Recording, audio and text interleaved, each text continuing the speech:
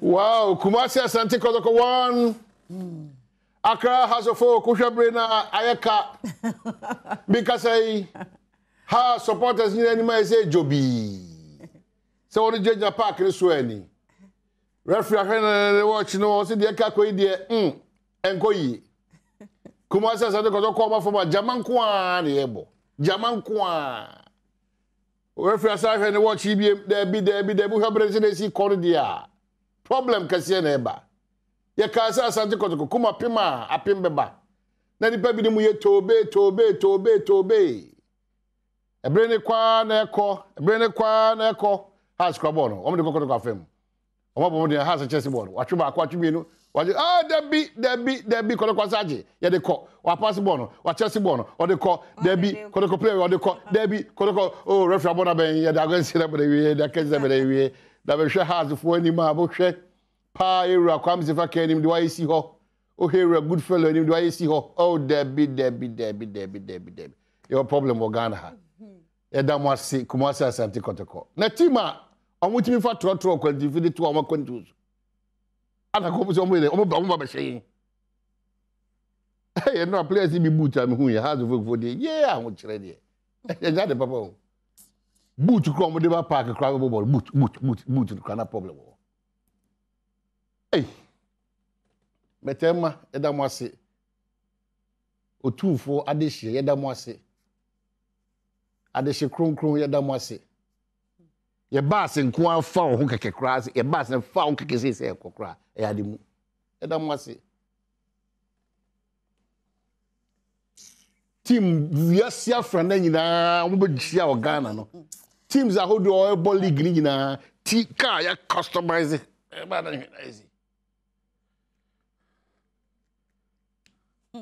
Because of comfortability, John Bobo what was doing the ball no pa. Or the ball or Chelsea ball, or the call, whatever Fabio Gamma. I don't pay too much in my comment, it's too much. What's that gone here, Bobo? Yang team, the whole Ghana, Brazil, Cameroon, people team. What are they? Sometimes I don't get these people. Hey. Who share park na bobo? Who share park no? Yeah, rice. Mama come.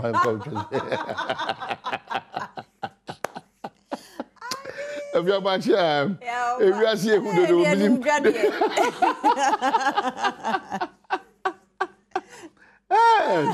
Say na the house in Paris. League ni dey ye beje. But say pass ye be show mo pass and dey possible. Na no mo coach no. Oh, we must have a doctor, Yahonia, Tama. Yeah, oh, the woman, oh, die. Yes, if you go not here, there's a panel to a papa. That's the same partner, referees, organ, a bed. Oh, me, I know me who when I come here, Uncle Shash, you want me clear penalty, sir. Now, go to the first 3x4 penalty, and your house clear. No time across your father. Oh, several can achieve for the book. Dr. Sribo, almost for Mobo. Minister Transport, almost for Mobo. Then they were too noisy in Kumasi. But see, even with our car tie, I expect I buy car tie. Wouldn't say Juma. That day, no. Hey, me, I'm going to say, Juma, me, I'm queen. Ah, you're proud of me, Juma, I trust you. What do you going to say? Why can you and one every ah, Anna, you can't say not in Sumano. Yes, still also Israel. And now you say, Israel. Who's a carnival phone? Who's Israel? Israel, don't cockers we cry. Oh, there you not a walk. I don't want to predict. Wow, Israel. Oh, I once said it. I do the fort to cry. If I know the case, I will say, why? No, no, me fully say, Annabelle could be up. Oh, Francisca. Yeah, Omunyina ya de me dem kwara de ya de. No, na me promo judges no. Encouragement omo de ma enkwara ni. Tisa ya na e de. Na me kwara me ntime hwe. Because Edin say omunyina ya ade nti ho na efa na me nhira mo e don wa se so covid ni ho nti nipa ba kama oh yeah no mo ta so se sadi oh eno de se sa eno de se sa enti nshoma season 4 mo ba ma na ye fe too much yeah munyina mo ye winners munyina mo ya de dodo mo ya de ye mo winner na nkasa ba so nhira koto nyame hyira na nyame emfa wo nko ebia opeso ntu se nyumtoa na opeso ya wodi adesua ne ka ho bako wanim na samzik na ya samzik kwaro so ya de o ma bebi ofiri no ba nkra na nkasa de udi agura ka untimi ni do be na fe pedi mo ye enu so de kakra na me hwe ye ne de omo bai nyame hyira mo wa ya de na de no wo hwehwe ne papa yi ye bompa ye se ne second runner up yi what the same po Daniel Entry ne papa baby owo bia wo ba no okona ni mo na papa bra beje ho anmu nyam Brantem na ma me na bre Brantem wa ma Frank ya me fa ho uncle fa responsibility no pa no ho ti asenti ye sra bre fie wate na o koi mo na me de ya na me bia me ntimo e bi se o tie ni nsem so o kana e bia de o kana bia na eno so wasem ba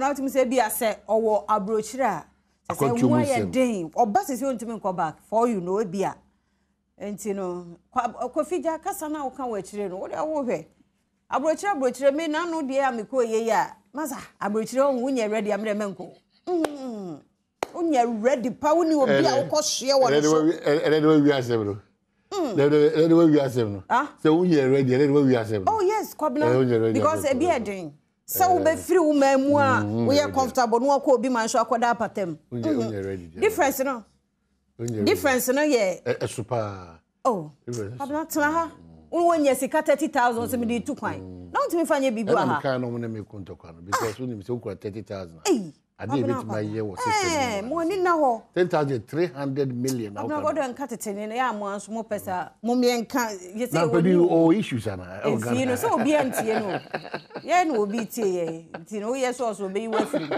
nti am pedu de no obi antie o so free one and then 45 years oh wow fresh boy omori match na o Germany am so odi ani be 2 hours abedi be 2 hours anti achia official pa but this was sorry that minim say o party ni be ba so all white in July okay yes no omre invite any emra okay Jofori happy birthday you've been part of us abeye bushia enye adwuma ketwa 45 wako ni nyame hira wate no more another 15 ka ho no so wako ni na 95 okwa de egba na aseda na e de aseda nko a to the run ne up onya ne 100 ma no 100 for you to be the say you oh my so ya dada eti nyame show for one na onyo kese pa wo do se nipa ba ho a wo nya bre e de echi no no yes openi pa nkasa me ya se ba na so awi awo no there be a cat 3 or the best so na afi awi adwuma no for one 11 children why de nyame show baby I want the oba wo ampa na wo te ha so ba wo no si e ko fa kase no eno achi we ka se na adwada agokansie ni eya hosepe afisem na pensem ye de ebebro afiama kwata maklo wan mi me ka se the way captain for the day Welbeck Kofian Pedu and an assistant in the Dutch in na ya and afi Priscilla Vodafone anaman yo yeah was sound for our camera for our lighting as set designers na afi makeup artist control for you now say domasi they be adam can driver from there by say domasi p won so awoje bre ana wogusu je bre hwe won so ye da cp so aje bre also wo hwe ye kama so wo do atoje do bakatem ba ku mi ni be fam there bre mai ho kwan quickly no e da bre na wo ko social media quickly so obi ka bi a kire ya na ani so woni tua e da odo de be ma men hwe say answer na wo de be ba no ma men ka say ya kwan so still no driver for no bi ni mu no o ma shenka no ne o mrika tu na nkwanhia miensa ana life me am witness car co speed sa ba co speed sa traffic see we any no otia break ni so na is oya o de be bomako nti oyifa nchese wakoshi obi uru bu afa soko yanto ye bo you know articulate as well load enua ofro be por omo de say am pedu ofra no me ti to kra truck e di chenko dem say ofro ya o car fufi no and say no me bi say me to car re so truck no di sisu en for na ni ba say mo hwe abafa no so da bi e ba kire sa na san ko ho ni pa so de e di agroba na say u hwe kwazi e si ozo na we ya di agro de na di adwuma no mani tu ade go say ko zuru ayin ni ti na yi ada baby na body so da baby so wow. Hey, say the nipa. Wo be ye na me ayam bisa say tracks no on service dey. No service in kwa load no. Kwa ba any ya me question we on service. Of course, on service. Sir. On service but the problem is load na nka say egusu no. Yeah, load na nka say egusu on the kilometer was say 5 kra no say na abroso. Too much. Eh, nko form ya kwa so pa de Kumasi Accra road no. Still drivers be omo ntia say omo minimum say no mo kire say we should the best of cars. I don't know. And look at Hong Kong. You cry, so then I'm ha. Kabrano unregistered cars and get one. None a light is saying, I'm saying, you're quite. And near one take card. No, what too light to the one we always get him. One way, no one should just know. I buy some back. Blessed day. Yeah, because Nipe every blessed day. I can't say it wouldn't be what I avoidable. You can't be because be a man, yes, I'll be there. Sir. Where you can kiki so be a man yes san obi ntini ye ko baby boko wo be ya hwe no wan kasa nkyere onua ankwanhia akwai say covid no wa ma onua no so ntime ni le mu na ana me ya so say enipa te bus mu enipa te trotro enipa te private cab na America tenten ye driver nkwa ne timu e be bo ye boy o kan be bo ye so it's very bo ye sisi I made me kai motorway from Tama to Ahase me say omunsi me kwam nto aso we see me na me pay for adai ka ma no hu odede and wo say ko na ka fa kwa so hu dede kura ja de kete dede nko an speed ade nso asa ajo mo car speed from Tama to Accra ho ajo mo car speed no am say we dey bra see me ba hwe na de na kasa bebre na say me mfa ho we dey mun see me na de mo nko na me ana o mun so o mu twi moto na o mu nim twi na o mu de kosa journeys no so mo de o see so mo kama de aya no mo boso be 2 3 4 na o mo kom ba bia se mo so mo nya careful o mo so skills pa de we o mo we mu no uhan o side mirror o to no ko o nyina so ko we mu eno so na o de atwi ho no ko o ho na trans break no be so wanim na basa abesu contractor for so mo tete kwan nim no mo fele ayi portals so Accra Kumasi road Mr. mo mutimi fili be na be wi ai se ayete bo ejina enti amakwa na nyesi enti udi agro obato hyan kone mutimi fili be na be wi ai se na be wi ai se dude ai edi asem ni me de bia minimo si emumum ni anya no foforo bibia ye nwonwona Mr. Contractor for mo amonya contractor mo jina Accra Kumasi road I say for the time being no mo hwe na mo fili portals there one Mr. Madaroma mo ko fili na ya kan say ayi we mo motorway so ka kire ayi tokro nko ahụ se kwado mo be patch ye na de wo ken patch na ayi but that say biscuit company bi e wo kwan so free hair kwa what will be on your left free hair ba ya udi agro oh from papa motorway emu hwan amakwata na asiama no ekwan ni ye omo motorway pa traffic pa na me see enei oh omo bre mo free motorway no so bank na mo nkafra wate enjoy system no to so traffic nko from Tama to how bet me be 2 hours oh no enye cry no oh no what is so abeda no nkoye afensu me nsusu em ka me giri se a driver for na omo form omo shen enkom ye inspector service there be na ya de eyi no ya kan say road wedding na se for no afem fam e share no e dia mom na road wedding no nko a obi design e chen ayi what the ayi ball aboka nanim what the mattress we say ade bia se obo asita ni we say say obo asita service no obo asita service say we say omo de sisa anim nko a Chelsea serious Liverpool bibia bi na akatu wani me no so na wasa chure chire basa obo asita service obo asita wo evidence obo asita bibiri no obo asita Obuasi de. So. But ye ka kwan. Ma 7 hodie. Saturday ne pa traffic pa nkofo ko se.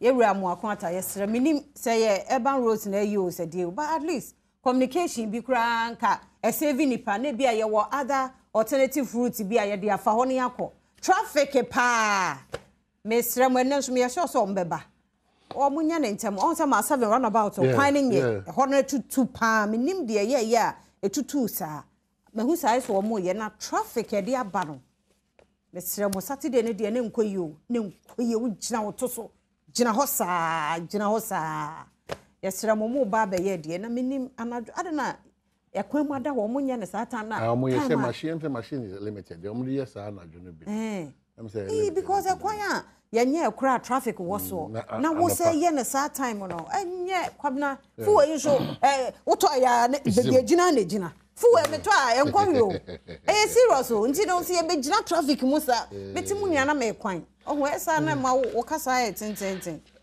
Pedu. Dabi for oh be feli ampa o say India Pedu. Yentie say asema ye kan dia because na 548 no why na blame no Pedu dia too and wo chire enti se me sa be gina traffic kan ke bia ke ye be sesemu a nke be boa kofu ani di sika no pa o unya si me pesa me calculation no am say be week bi die 1,500 we dey be ko fuel nko a kwabna fuel no oda wo tan say fuel no nti say mo 1,500 na ko o dey wo make count and na say uchi no wa on promise more aha from fear to higher kwabna Davia wa ya kaka ya hudu o ya o de ka be si oboko a unko ba bia na say weekend so ba saba oh say ina na to no nko a no and enye sometimes enye bia from fear to office ebi abefa ba bia atade ogo ba bia o de na de on the week ni ko 1,500 oko ba bi so get 4,000 nti me imagine say mo pie bebre anu ode eye traffic no nko am o ugina mu na esa e wa go ajo o kwabna anu ode nti we de ma 7 ho no enne duada russian hour penifo nye munye ma ye da mo asese mo ye because na manho ankasa nti se mo ye da mo ase but Mama announcement and emra sanke bia ye ba be ye wenti se wo ada ayi bia be fa na nke easy traffic no na no odin private imponi na trotro driver na odin we dey yes any taxi for no o ma kasa mo nya kasa no if we say wo jibisika isan se ntumu aba nti kasa bebrebe na ya o mo ka no as if so mo dey che passenger for enya for che passenger o kasa say na petrol so wo jimu na nya na me so me kasa na say wo no na me kasa da bi o na ba bia ye kwika kono kwa de yenya hu hwi me say wa we bedura yi na 10 me say by the end of year wa we bedura 20 Frank onu utwi moto you 2 gallons no ono so kasa oh kasa ndi obi e kasa na utwi moto 2 gallons o kasa Frankie pa ja did no. There be some level no ho. Uchi moto 2 gallons na ko. And level no ho. Say delivery back could be a 50. Now 50 no udi 2 gallons o my say. Me say even delivery for enso kra no. Because any emfa Uber for no direct. Because who delivery here pentem wo no traffic no ni so. Nti wo fam. Na bo dancing ade na auto. Exactly. Enti ene say. Ade asisi esemu ni. Na mato ade be aduane 20 Ghana. Ono ba 25. Anyway. Oh, mumma managing your ma. Are you serious? Delivery for no. Yes, sir. Obi a baby a obenya bibia free ho na ono so didi ho. It is corruption no. Not only the politicians, we yanso ye. It was delivery guy. Kwabna order, ampedua order. Yeah, but the same place. Ojobia na dey. Anase bia do wo kokomlemle ha. Na wa woni say from Joy Eko ebia. Ade na wo so ha. Ebia de wo circle. From circle to kokomlemle ha. We di bi call ho no. Difference say na there. It will charge you differently. Yeah, we the Frankie the what go Frankie adwuma no. Oh, me ngo no but me kire say ahuchire na aba ni nyina no. Miss Man na Dominic Susmana into owie 60, owie 40. Ono ati ba be say my pon for the day. Enti wo kan hochire ye nyina ya ka ho na hochire na eba. Oh, aduane kakra ni pe to adi. Ono nko delivery nko a chen. when you are here and answer from Fabin Tones. Yeah, yes. Yeah, here. What delivery at Jim Modern, yeah. It's true. Oh, Monteso, Monwa, near my here. So, in some order to your Democrat and some to Jen, some baby, what I say, the Atojo or the Democrat. Remember, they said was here, Ginas Frankie, Ujinazo, the match as a man of management for Manqua. Ever had you go for so much out. And how far, me come here. Name of folk crew, Miss and Corner main co. Now, what you know, say, need in phone. And for honor, me, on the wall. And there was why. They knew where you cry. And someone want to join the Democratic body, then say this week, and then in particular, and can say, quite out of headlines. While said a Ghana in the headlines, Bruno. Also, bring your coin the headlines on 0302 211 701 equals 4 0302 211 701 equals 4. The Daily Graphic say government restricts maize soya beans exports policy to ensure food security and reconstruction exercise not load shedding. Gridco ECG assures consumers. Now they must do so.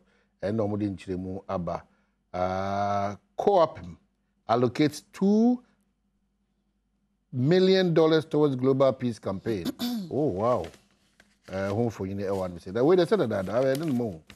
Makaka cattle take over Accra Central Business District.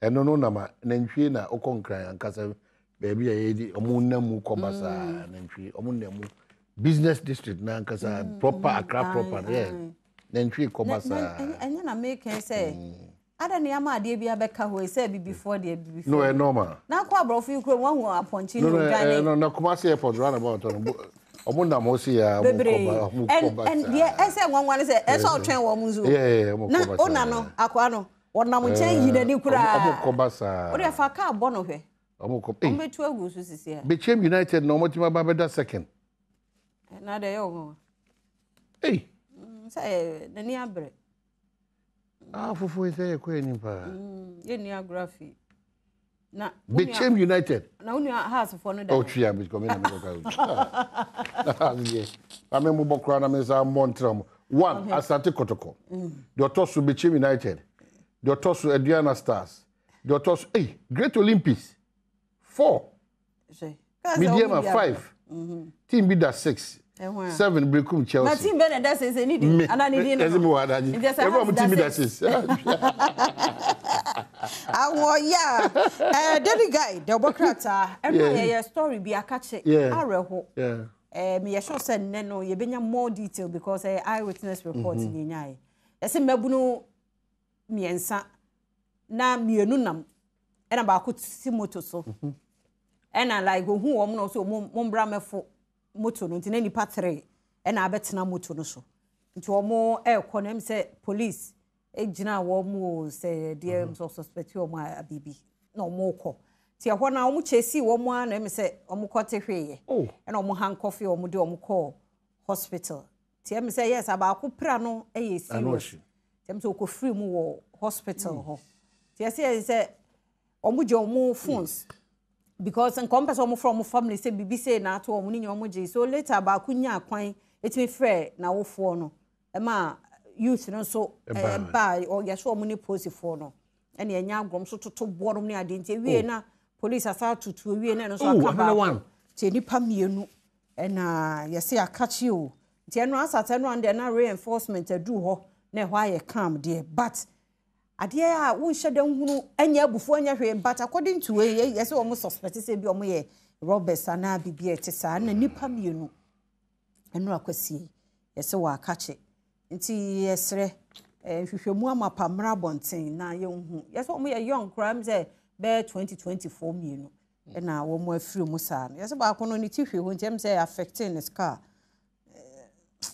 mo yo ntimi ya na mse rade nyi free so hwe ti say because omo ko hunu etu aka no ba kon so pra ama wi eche ono so afrim te ho asem da bokrata ni former first lady Emily Akufo ba so no yeso afrim mo te enu ho asem so eni and a child rights drugs AG to Supreme Court yes nkra right no bi em say omo ye bu oni agu so the bokrata delegate ne December ne boya ba Kennedy Japan so odi bi amane ablakwa okay opedienti a wakasa na akope 6 a the bokrata delegate so edi aba anope.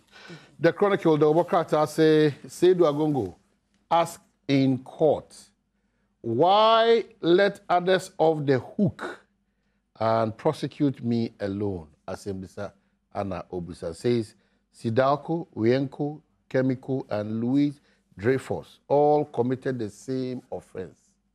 But Seydou Agongo she baby akika kona tim say ne homete okojina court.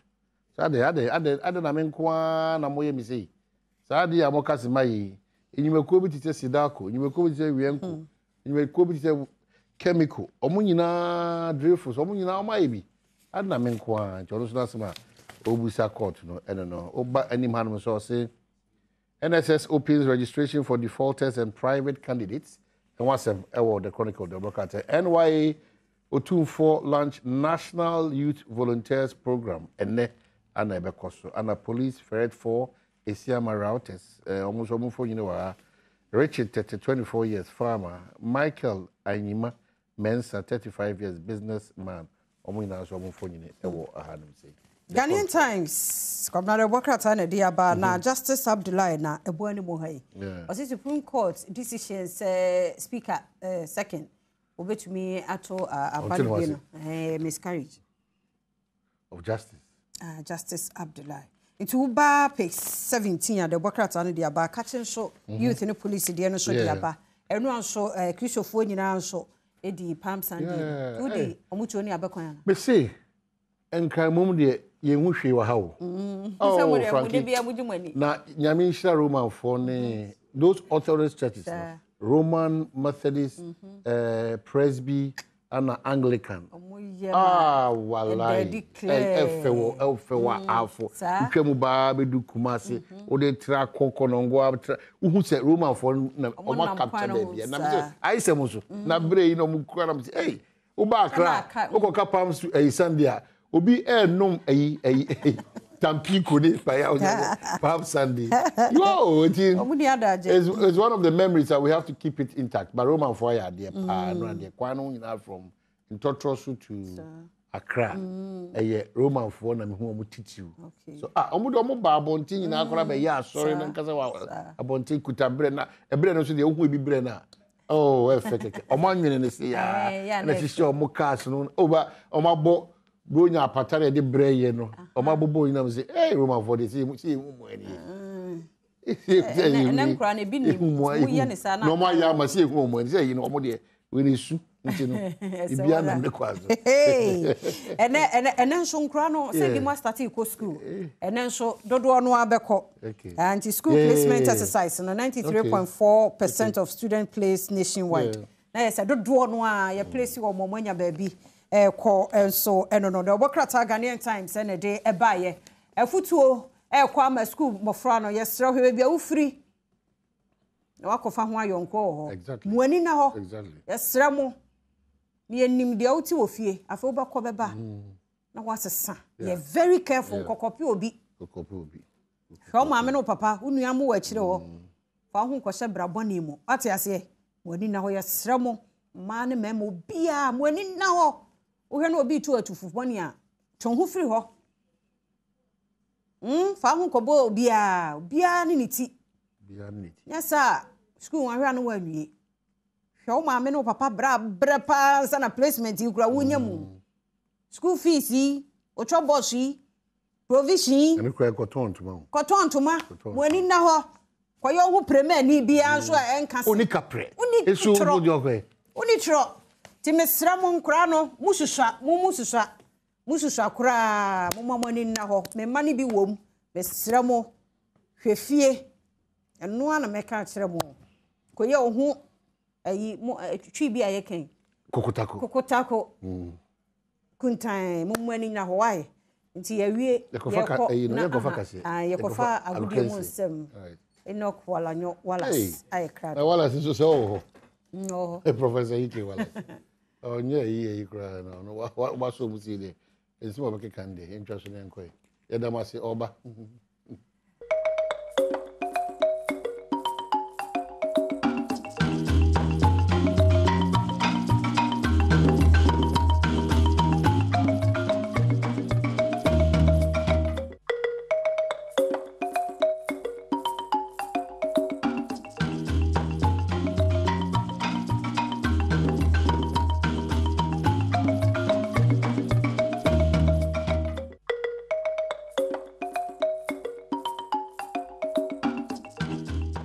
akwaba kesi bi ba Adom TV so Adom TV so bedwonjuma die so dia o kan se on sempa isa kana no pensu ja metin de Enoch Kwesi Wolanyo Wallace agudi catch back up the only nomenclature the professor's degree in sports the Al-Regina Wallace the nation's presenter and mesin kunya ekono kwanten kode small do esaka and ano penso e Ghana gudi ejao se no soma mse nyuma kominu and abom sika dwetire na no pay a ye den komo no 18 aba 1xbet. I've always told you that betting is better than saka wa bet there utwane before na dini before utwane kuma bi adini kuma sa no manum ti bomo da so pe bet there manenye 1xbet na fe Gifas Health Limited omo de Gifas edu tashin na ba se syphilis gonorrhea candidiasis why fita na sudi pon de tiachiwa bomo da Gifas edu memanom emasonom osetimi ka bia ebetia aboa mo pomodon sem etia koyi for nichira eba shops ne pharmaceutical shops awdo nyamo onsa betia ka Gifas na aboa emaniama etia tutu ye dia mawo o madama wo na etachira aboa mena no penso ye dia wo kensi hu sempa esaka 18 jaw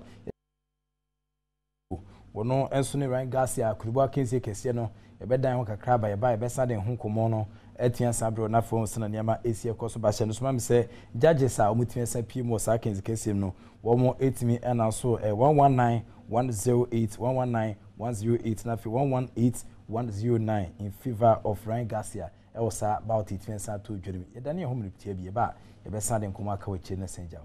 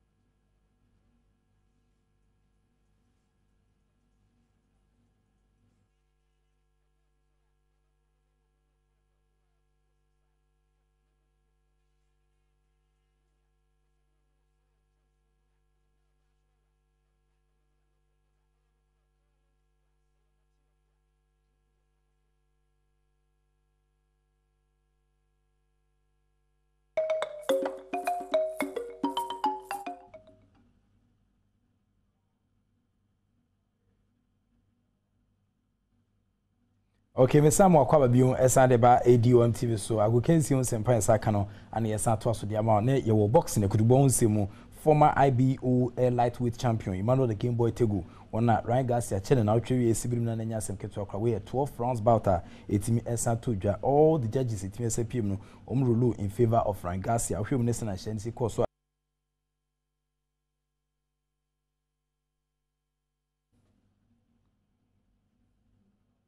Internet and PM with my manual the Game Boy Tego, no rest in the Messi Costa Rangas, across be that, Nimeti Sunena, some Cataqua Chen, Emmanuel the Game Boy Tego, Es Brimna, now Tim Sampa, a rose some Cassia Pana to Ghana in a Melfi, Nancy Jesus Christ. Sana dear Chin, I was about Yenfen International Ghana Premier League against Kessia, and also International week 24 matches, no 8 minutes at Waswa. Kumasi Aston Ghana's El Clasico, House of Folk, and a day are return again, Canton International Pim, so Kumasi Barbara Sports Stadium, 17th minute mono, now Frank Etuga, between Apostle at a penalty, and I could Konya, and one of the D1, and I yet economy, I was against Kessia, and also 8 minutes at 2 Jan Emu.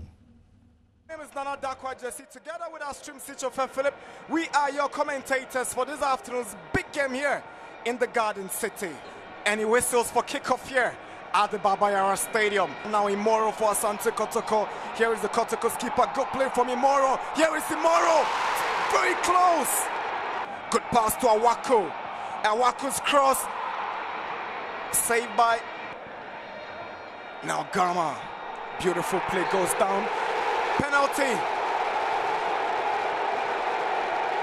Yeah, we'll get a better view from here. It's Gama who's making his way into the box. I knew Aziz is tracking him. Not enough to. Kotoko with an opportunity to go ahead. Etuga steps forward and Etuga scores. The Porcupines up by 1-0. Easily converted by Etuga. It's Kotoko 1, Hearts 0. When you need him to step up, he always does, Etuga. And that is a finish of certainty. Here is Nuruddin. Now Fatal Mohammed.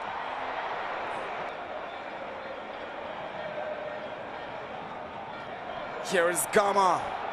He goes for power. Great save from Ai. Is a corner. Who kicks the ball out, and referee Kenny Paddy whistles. That's the end of the first half. Asante Kotoko 1, Hearts 0. Front three have been very narrow, which has tucked the fullbacks in as well. Mfege is sprinting to the left. Yes, he finds Mfege. Here is yeah, it's me a top feminist Kotoko 1, House of Folk 0. Menoka say House of Folk Nyantium was here. If I can come upon it in the first way, it's Sabano, or more NTS. But yen Kumu, remember that I can see it to Ashanti Gold Football Club, Womachiwa 6-0. Now, Uhimudia 11th, 12th, and 81st minutes, Yawano, on your hat trick, El Sarkinson. Now, for Aminu Adams, 38 minutes, on also Eposo Bako, Eric Aso for the 5th minute, on also Cementivitino with the 6 goal, Ashanti Gold 6, Wafas you, Winnish Shahodwa, and also 8th PM. Hoping to get back to winning ways after losing to Legon City the last time out. Welcome again to the Lenkley Sports Stadium. We're live on Star Times at the Patch Channel 247.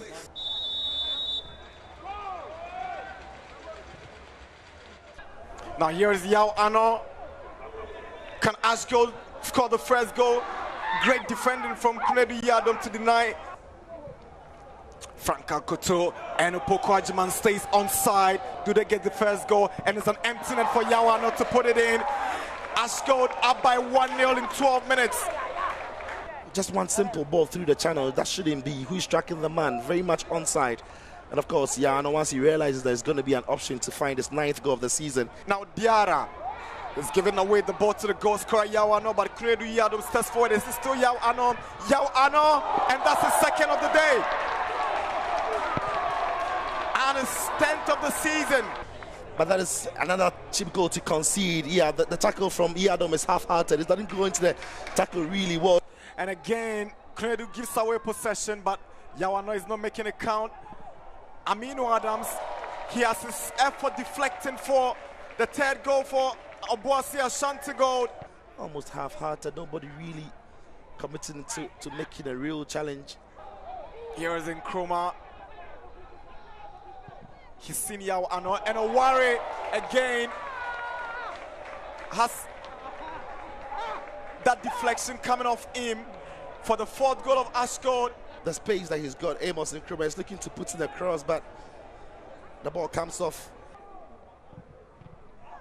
call ball from Bolivar. The other fixtures are Ghana Premier League, Nimno, Accra Lions 1, Kerala United 0, Dreams Football Club 1, 11 Wonders 1, and I feel so Ebrekum Chelsea 1, Legon City 0, Bechem United 1, BBN Eagle Stars 0, Great Olympics 2, and Adriana Stars 1, Mediama Sporting Club 2, Real Tamale United 1, and Elimina Sharks 1. Kumasi King Fires 0. We any matches out with 20 PM. Now we week 24 and they don't come back 8 but after Ghana's El Clasico between Kotoko and House of Fukuno, some more board Kumasi Technical University, Persian surprise students, but then come 8 Senja Fasana game no is your especially Panetia Krogofo Inyano.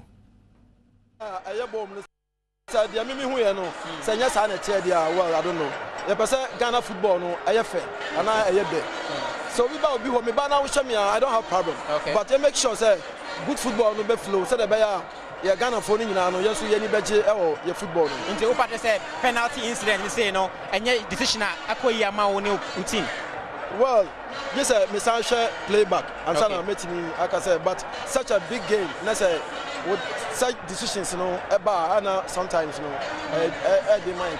Now, with this defeat, you know, does it defeat your earlier comments? What the Aura scrap ball to mention? Yeah, let's play fair game, good football, and let's see. Those who came here, are we a witness for the ball has a boy? Are my witness? It shows. Now, results, you obviously it dents your chances of winning or defending the title, but how does also prevent you from making a place our top for them? Yeah, until it is over, we are still on course. Monet stop here FA Cup no against Sky FC. Yeah. I'm sure I was a concession now call FA Cup no same to me at defender. No. How easy would that be for you considering the way I'm going to do a No, we tactically. FA Cup no say idea so you won't say able. But you're making sure say the top 4 no so has to folk a better part of that top 4. Now with the cup no Yabona I think say you fair official. The coach Samuel Bodu of Accra so folk Nathan and can say or expressing a displeasure on Goa 18 PM editia on but Dr. Prosper Neteogum Ekorokofo head coach on the say go no go diffi. We created a lot of chances. We kept the ball most of the time in the game, and we showed that indeed we are on top of the league. There are questions about the penalty. Your opponents are not really happy questioning about the penalty that was awarded to you. But from your end, what did you see and what do you make of that as well? You ran commentary, so you have the benefit of the doubt to see it twice or more than that. From my technical area, there was a contact. And once a player has the ball and he's in the penalty area, and he's advancing towards goal, the slightest of contact can make him imbalance and he can lose the ball. The player just touched him. I mean, he brought him down, and the law says that it's a penalty. So once you brought him down in the penalty area, it's a penalty. Yeah. Before the kickoff, you promised us that we're going to see a lot of goals today, but for the penalty, we might not have seen any. What do you think was really difficult in getting the balls at the back of the net from your end? Penalties are part of the game. That's why the law says that if you infringe on the law in the penalty area, it's a penalty. I'm saying this because you said but for the penalty. Yeah. Yeah. Apart from that, I think we're not we're in a haste to score. Okay.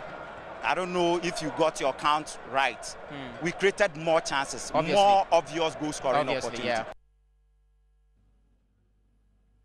The Dr. Prosper Neteogum Kumasi Asante Kotoko head coach no osi go no de otimi sampa go krojin chese ifinibia eni ho but the Asante Gold Football Club for catch am na share 6 goals to 0 against Womo counterpart on the weekend. Thomas Dua head coach at the Asante Gold Football Club nen komo dijay after winning 6-0. The bia me call mo nam no mo ko ba on the way now omusua de mo no ntino wo ko no anya ashkakra for boys ne so I think say Hedibeyo inti me catch boys ni tim say mo koye tiki taka ni bia mafo mo betwa fa mobo tim no mo nwen powe no mu se mo ni ayedene eno na boy ama ani adene na ma I think say you bufa omo so and the Mario obo but what about yeah no hat trick or say I know can go bit match 5 right yeah my can say this is the chance I na play be also team juju because adie bia your record yene wafa boy ye me share 5 ebet ma ba say yene wafa babo finance bi sa no mani nyina be yie pie ntia se player de mnofo ni di biti ye no onya 5 obe hye de ato ne din say adwuma na me ye no dumre bi say na me ye nti maka jan say onya chances say na eso otimishe na ni din ne koso since am coach Thomas Dia, Ashanti Gold Football Club for head coach no say edu baby no catch any players say omunkodi mpowie ana empowie no emom 6-0 e Mackenzie of no wafa for the pem so coach fence GHZ e Gulemu Hanandam Zaragoza won kita e wafa bubuko no na oye disappointed na oje 6-0 e de share home. And you just cannot put it into words. You know, it's very disappointing today. At the start of the first half, even throughout the first half and some parts of the second half, your team kept making the errors, giving the balls away, and was almost as if we're not ready for the game. They didn't warm up well for the game. What do you think accounted for the slow start and the poor first half we saw? I don't know, to be honest. We warmed up like we always warm up. I was even out here watching the warm up, and everything went like we always do. We didn't change anything. So it was obviously a slow start, and then from there you have to be mentally tough to climb back. And I think after the second goal, our boys just kept on, going down, and then the third goal came, the fourth goal came, the fifth. Until wafa for head coach Zaragoza and Atene Castle didn't come with 6-0 and edition 1x bet on Madam Mamma Touch the woman and a pencil didn't come on a bro and I feel Jiffas Health Limited on the Jiffas. A drew the Tashana and a buy Coeba shops in from sticker shops in the moon on Sabitia Kajifas Naboa and Maniama Etian to 2 years. Madama, Mamma Touch the woman and a Jordan of pencil didn't come out and Saka or Kensimono, 18 Ijao, within the Enoch. Kwesi Wolanyo Wallace a good catch back up and Germany, of course. Evidence-based representation to Jao. I didn't any manual can see if you be the Sony and found Kobe being the so the act of being a good guest is to not to say goodbye.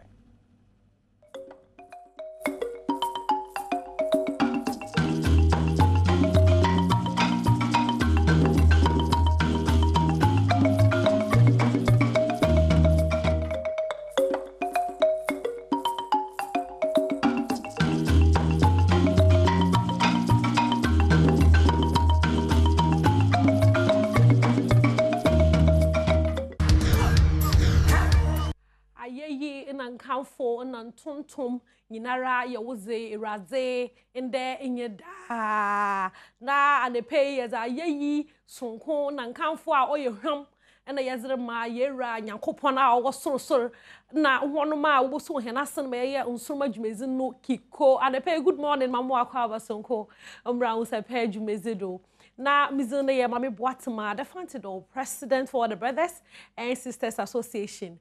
Menyorika says nkomo bebre wo ho ehum weekend news bebre akokoda na nkokonsa bia na azu no ne nem foma na video bia ye huni na hwe comment a ogwasa na za wo hwa che nyina ide efia nocturnal onyem ehwe video na ehwe comment ogwasa na o chere rabane nyem na ampa de efia nyem ampa na and they pay there be on your focus. And they pay a fear in Sanesa Paza on your focus. The Mara also now weekend yes and you hunde Nigerian musician our friend or sister or Sina Chino Unwachuku na and your mono mofa sister Sandra couple back a day manzing yet so no man told me a bit the nehu in say your mono ekueme you are the living God eze she mami comporte o hasma mike oye nyi brisam ehu because onye good news on sada masro mami na ewu mami no wewu mami na ewu and unfortunately no nkoma ya tete na za yeti ye na so tu fom no infa ye nyina chede mami no nukun burn what was the blows pine and nani otwa mami ni chest pine hey we kunyipa mama mi kada hospital kokoma 5 days we na like why that's an abusive marriage I say Oh, nanka ye twende be me another hit song after eku eme ho. Then eja wumba wo honom because it's no hole ye mimbe yo. Adan wona eja. Na oye nsem bia nanka mpeden ka mutitibu pa because okama oye story mu huni ya me get very touched. Nanka mepede because a Christian for me mudo. Abusive marriages there be now say abuse no whether so your physical so your emotional so your verbal or your abuse ben benyini bi ho na no ne yaw besie bi ho na no ne yaw zobotu mu aka cho no de betu eda ho mache be 12 na to yin say nta me na araba taka na masa mi kire mi a amia masa onu mpo no oyi win enough but mom boy hen ho tena me ken no and them wo hare de me nyobezi onsroma ho nkomo weekend no so no san me hu de feels ODG or worry weekend ye ni just some pa mama smile what's the girlfriend be na girlfriend no or Zimbabwean nti no still Africa feels big ups where they no mo share skakana mu huni no masa kofu eska okrom ha no kofre nyama eraba no so no no ho nefa eraba no ho nefa feels wawari oba da man so na yat the Mr. Izu so we propose atwe ne girl temi wasene pe nsam wo ho na enda Reggie Rockstone the birthday and then our grandpapa only 58 years now so no muntu mumbo hen ho no nyina ti grandpapa happy birthday on the side that say na I was in there no on sroma was the nutuna kasa no atena when you know stories no do intinda no nsoma na maze bro yen share highlights yen shares all called honom position so no fourth position third position second but I'm starting free fourth yen share nyimpa yezi bebe see no ozi fourth case ya do yen shares all called honom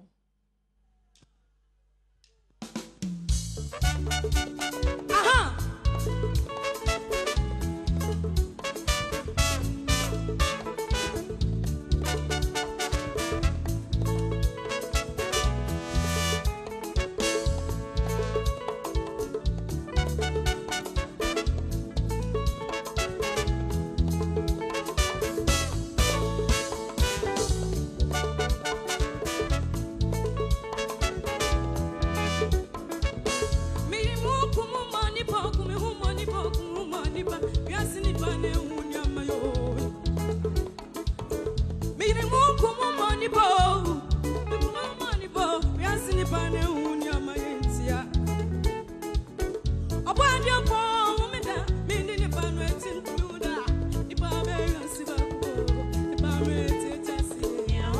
Ghana for vote you know.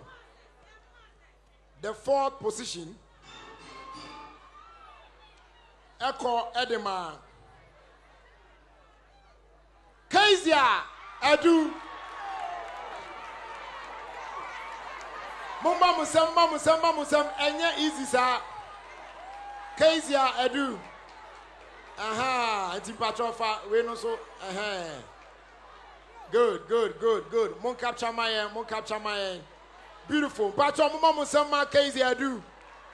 Mama musema Kezia enye easy. Na Ghana for vote you know. The fourth position Echo Edema Kezia Edu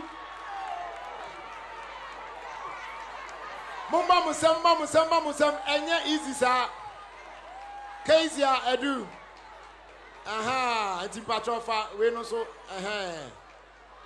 Good. Mon capture my beautiful. Patron mama musema Kezia Edu. Mama musema Kezia enye easy.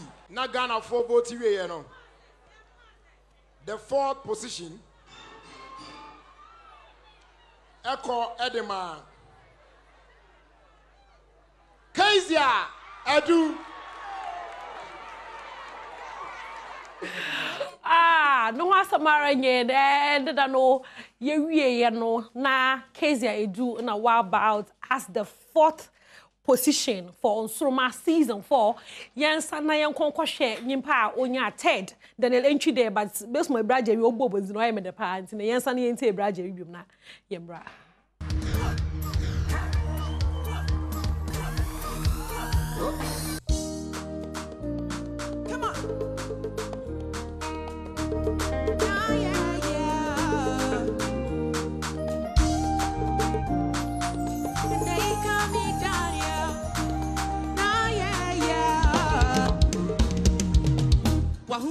wuchi wutiara obiara.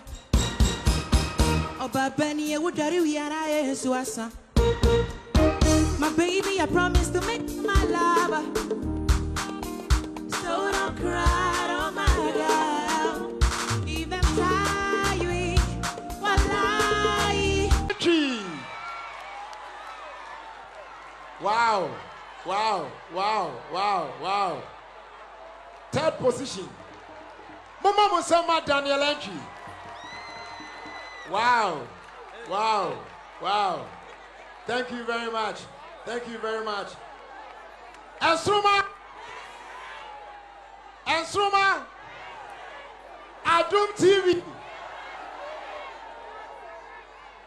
Baby, I do know.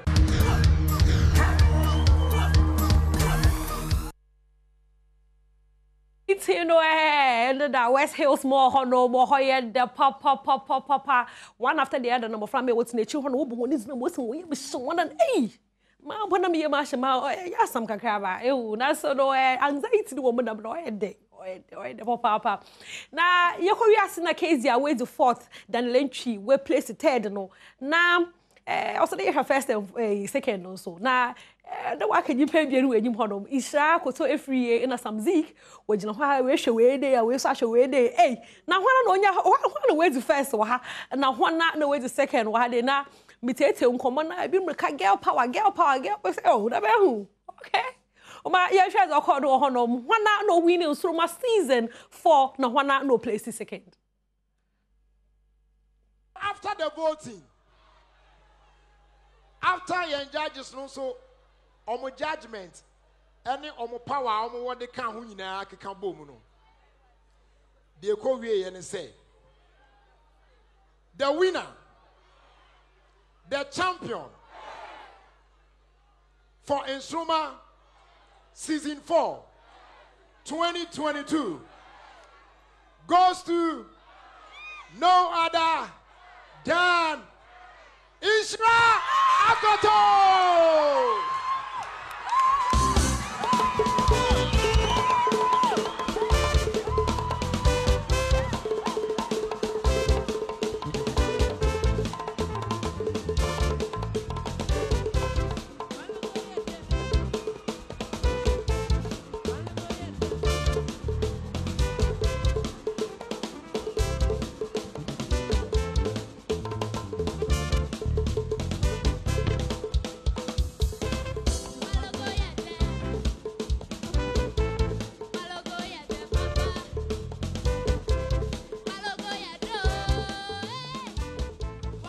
I dream there palogo yedo na history has been made and that no in Shakote free set a record the first girl the first female the first queen ever we win on Ensruma 4 seasons in 3 seasons na besun kwani na no na we mehinfo beke Righteous Van Dyke on no winning season 1 Tamara and Victor Chum Ampafo or winning season 2. Season 3 no ya Brantier Richmond Enchubosia senior on no winning na ended aneze. Inshira Akoto Efriye and we win. Ensruma season 4. Hooray! It's no I pay my lucky pa many winners. And I'm going to ha. And the pay was one luck in no was Abraham Mohade because only easy. There be competition, there be audition. More from thousands. You come out in the 30, now every 30. Abasana ko 12. Na nyame ya wadoma na before. You people are winners. And they pay good morning. Good morning. Good morning, my winners. Good morning. Hey. Na Kezia, and they pay one to them. Hey. Patroye. No, sir. Nyame na domu ye na the one it feel good. Nda me one listen come no wo there I disappointed kakra because na hope they will win and they pay who feel near the same thing. I don't want to feel disappointed now. Okay. So I pay feeling it to them. Sorry, now I am very grateful. Okay, then you stay. Now, Daniel, what's so and pay sorry, no, not feeling it to done. Okay. I was very, very surprised. Na many aje ankasa. Ana many aje. Me dem kampo. Na many aje pa, na many aje ye. Because my expectations are the way back last 4 months, me call audition no. Maybe drew audition, I farming. They may reduce and pimpen many aje pa. One of boy me, abuchi form supporting me, Kumasi form supporting me, kind of form supporting me na Madam Wasi. Me do be biaras nyakupon show biara. Okay, na be sure that yeah aseda year to aseda nwume waso e waseda se me pede kan tikezia abaseda na lepe wo ayezerma me da chifu plus of one na se central region 4 eno bibia vote bi mam bia nyakopon show bibia nchi akese onso nkoma me papa chairman Hakim Ade nyamisha no bebre me do bibia ase chairman nyamisha bebre chairman Hakim he do all nyamisha no bebre na hey Uwana bi menyi wo nkomo bebre osande wogi na soro honom wo fra nyimpa fo won fo yi na wo full stage no na wo bobo position wo abo third wo abo fourth na wa kan ho na bieni na abasam no no rukodo wo tirim na miyem shishim ye pa ehon na makoma so ebo na ebo kese ndiye ye na mekan madwem se say the competition na yen no de amindi Messi bia mefa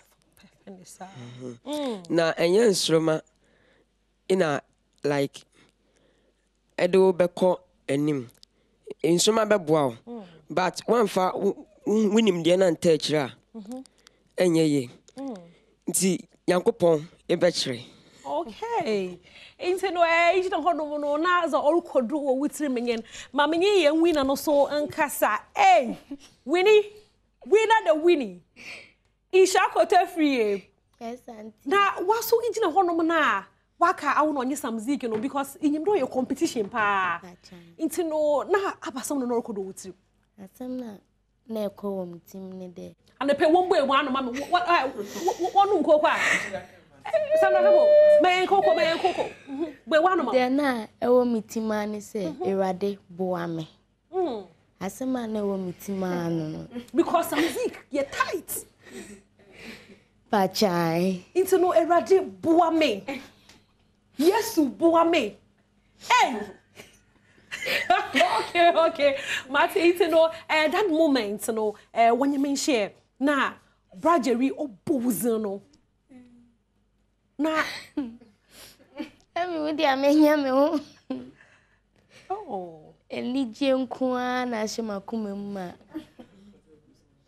It's no and the pay sorry you know na enye just in Shrakote free and the pay sorry no nsroma season 4 winner feeling no different ana feeling no different pa na ebekada abazina obo me win nsroma e bia na abofo be hwe hwe na so owo motive video papa oba nsroma opedo hu ha we yen abazi na adwunda bia eye ne ye a onamdo me win nsroma season 4 me dia me dream say me ye ni say I put effort. I try my best to perform on stage, sing very well, and do what I can do. Dia Badwam. Okay, you know say me Rebecca in Shakoto every year no hasama or ye one girl about competition no ma you hu ne growth week in week out no now or step it up makasa fa obi ogina ha de bia ho a samzik or obi ozijabe fit day 1 na waso jama ze ewie show no damara nso ona Daniel the sweet voice in the contest boy wo voice no Kezi edu charisma confidence onyimzori hey wonchiam why as it nyami inshon nyina na sisi ara no mepede me baby sade Kezi edu zinkan ka chom ye wie competition no he fa na sisi ereko no kasa baby ameko ne se me ma chiro menyum dada na ma record okay nti ye wie ni pese meto aso na mebo Neba TV se ma obi bia hu se enye third no nkwa na so me pese me komanim nti na mo de third no ma oh fine 4 Hey, we're changing the position.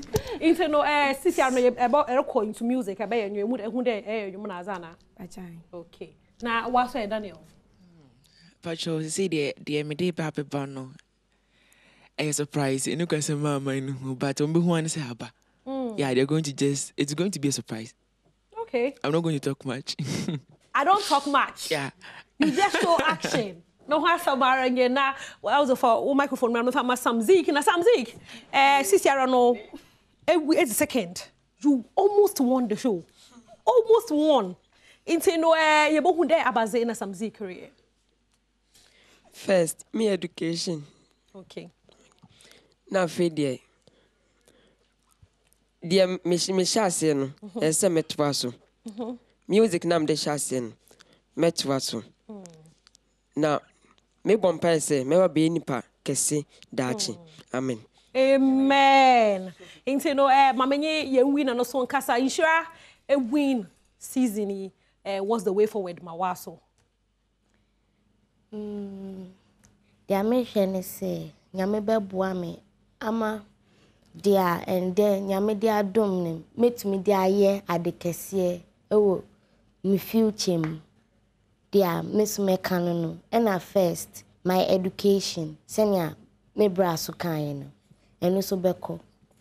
Okay, into no mo from no when you so azuhu bebre nyame bebre de won enyo do a wo pede wo ye into so de so won mu na wotum na wo ye na we be gina hede ya zo oboto we are brothers and sisters so we go die brothers and sisters bia into no ya oboto we are brothers and sisters one family one Ghana yankwe.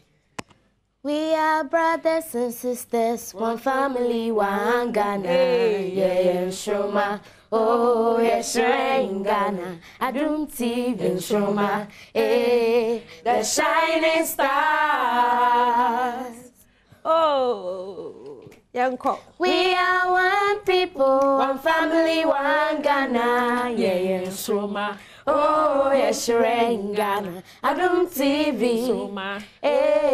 The shining star. No Asamaranye. Mamanda obi biara say honoma ye ba honu krodo beba ye auditions most mo waje na wa two was one number if fear beba audition me yetum ye nya the best out of the thousands no nyame inshe when bebre sponsors are on board. Oh my God.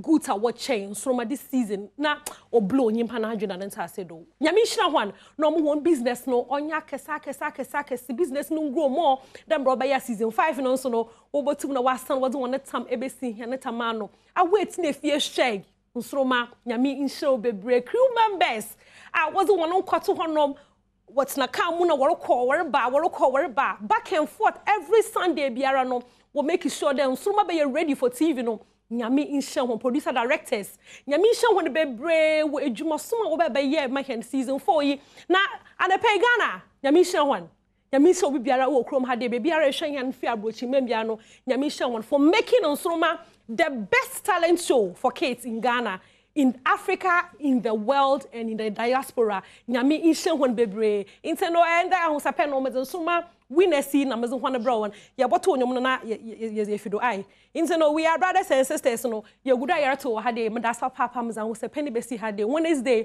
ma bro nsem okodu echi honom no mezni na ba bro me hu okodo asa me njo echi kra mezni ze mame boatem ada fanted or president for the Brothers and Sisters Association Sandra Sanakapo ye mu producer ma sorry do. We are brothers and sisters, one family, one Ghana. Yeah, Shuma. Oh, yes, Ghana. Adom TV. Hey, the shining stars. We are one people, one family, one Ghana. Oh, yes, Ghana. Adom TV. Oh, the shining stars. From the Isra Akoto!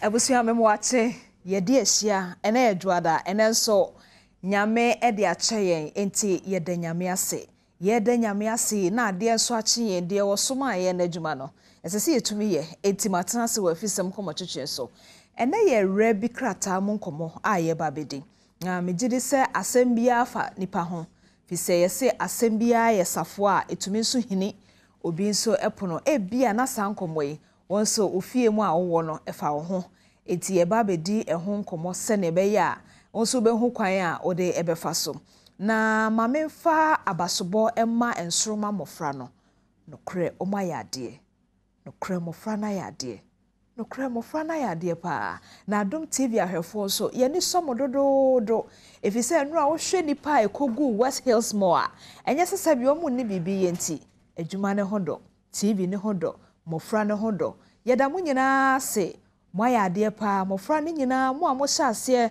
fiti day 1 aye sone so ade beduru enura de odi nkunim no mo nyina mummo ene yo fise moya ade papa de bia meka se obi wo ha na pen so ne ye boss anyum no nanso sa abofra titu de no adi 7 years kra wumi enso obeto ne pepepe enso wa pen so ne ba ye kra no woni moto enti mofra no nyina mummo moya ade Adom TV ahwefo nso yedamase pasa agese yankofa ma motaye echi ye ni somo foforo beba season 4 na kwakogo season 5 no nso ebeba na sofodan wa ha enti wo ba beboa ye nua bei na wate ne ho ase ewa aware a wote ase no kyese okwa aware ase no wadi emfrihia dumie no 12 years na abrebia one ne ku betena se ye nwenwe ya brabom na ye hwese aware a ye ware aware ne wodache bi maye no ohwe nanimu a wohu dache no ususu se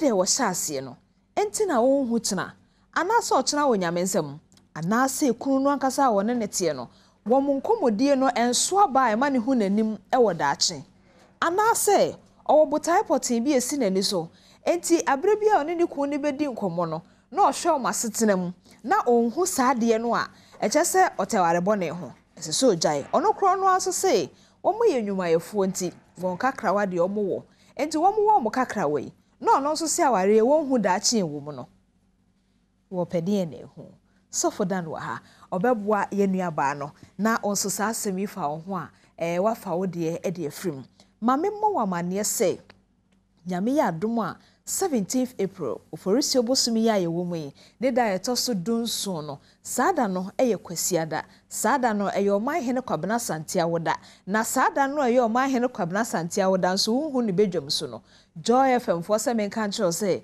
wo mo bebo won kwan tie ne yi wo mo bebo won kwan yete ha ye ka se obi bisa ne ho senam Christ e hena meko enam krade na meye aya abra kokomlemla bonten so efise ye nuanom Joy FM fo omo se omo bebo won kwan kan na challenge se eye 17th April na ode ho ahyem bi abusua obedi obi ati akosumi a wonimu yo na abenum nsuo gallon no wawuo ubedi na fufu obi ati akwakobo de ode wani kire kokomlemla bonten so a anka wanya nije ede aka Yesu awoda no amamfa sonso abaso de ama so atiase eno ya asemba akwa mebo ho amane no ndu pepepe na ahyase afa GR for semen kan kire se wo ye obi a wadwuma a wo ye no esese wotua to nko ade a emfa kwati kwanso emu wani ngoso tuato na woto na wotua no eno ane Ghana asphalt no eno ane Ghana Dubai kwan no eye na ne aye bi pokuasi eno ane school fee no so atiase eno aso ne free SHS no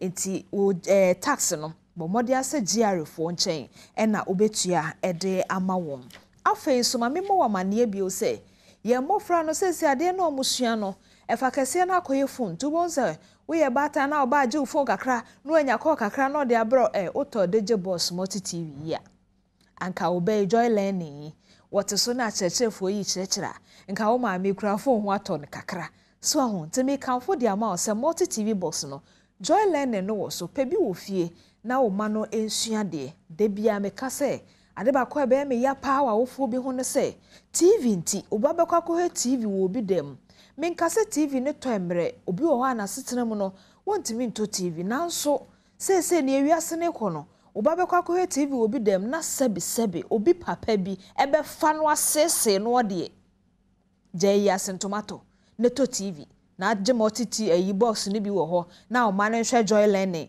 no mu nsua de me yewura bafo ne eyi krache na da che tomato TV amahwe so atiase me da asese watemi ase ewo eno eho afen so ma me mo wa mane bie wo se yeguso aye kasei obi eni abre dendende ho na bedom me visa na metumi akwabrochi akoto abrabo ne so obi okra abrochi na opese okona ye botai bi nti eye school eye abrabo eye nani so ade na opese okohu na so amafo aye no fragadam saa na wonya nte continental Africa ho asemontia etije omo numbers na ni omo ndi nkomo ne ka kire omo say ma me kira diamond say ewiase ba bia opese omo ko bia no won betumi aboa numbers no ye 0240 712-951 and afi 020-105-5027 wombe bwao ama saa akwentio botaye no etumi abem edi amount bia yete he woda ho na ahwe TV so wonya nsore ye se wo sore nko ana abechi osia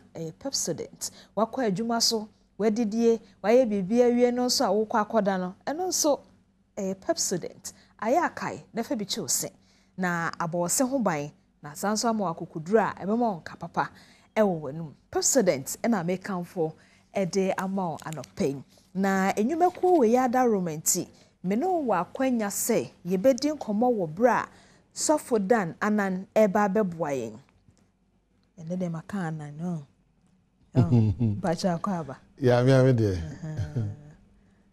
nga beka ba ku bisuminka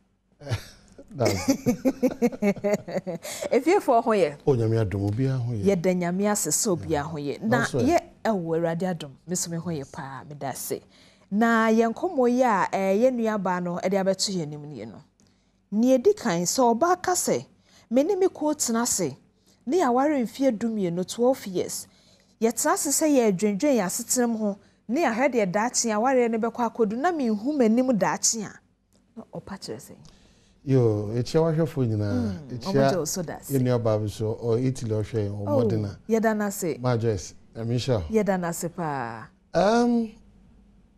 Mpebe me say o worry a man don't marry a boy. Do you worry boy? Some na rame preocupe. O worry a man. A man. And worry boy. Worry boy. Do you a boy? The day now on a boy and idea. She a boy son of your mother. It's about now. And then boys. When it's not peking crying.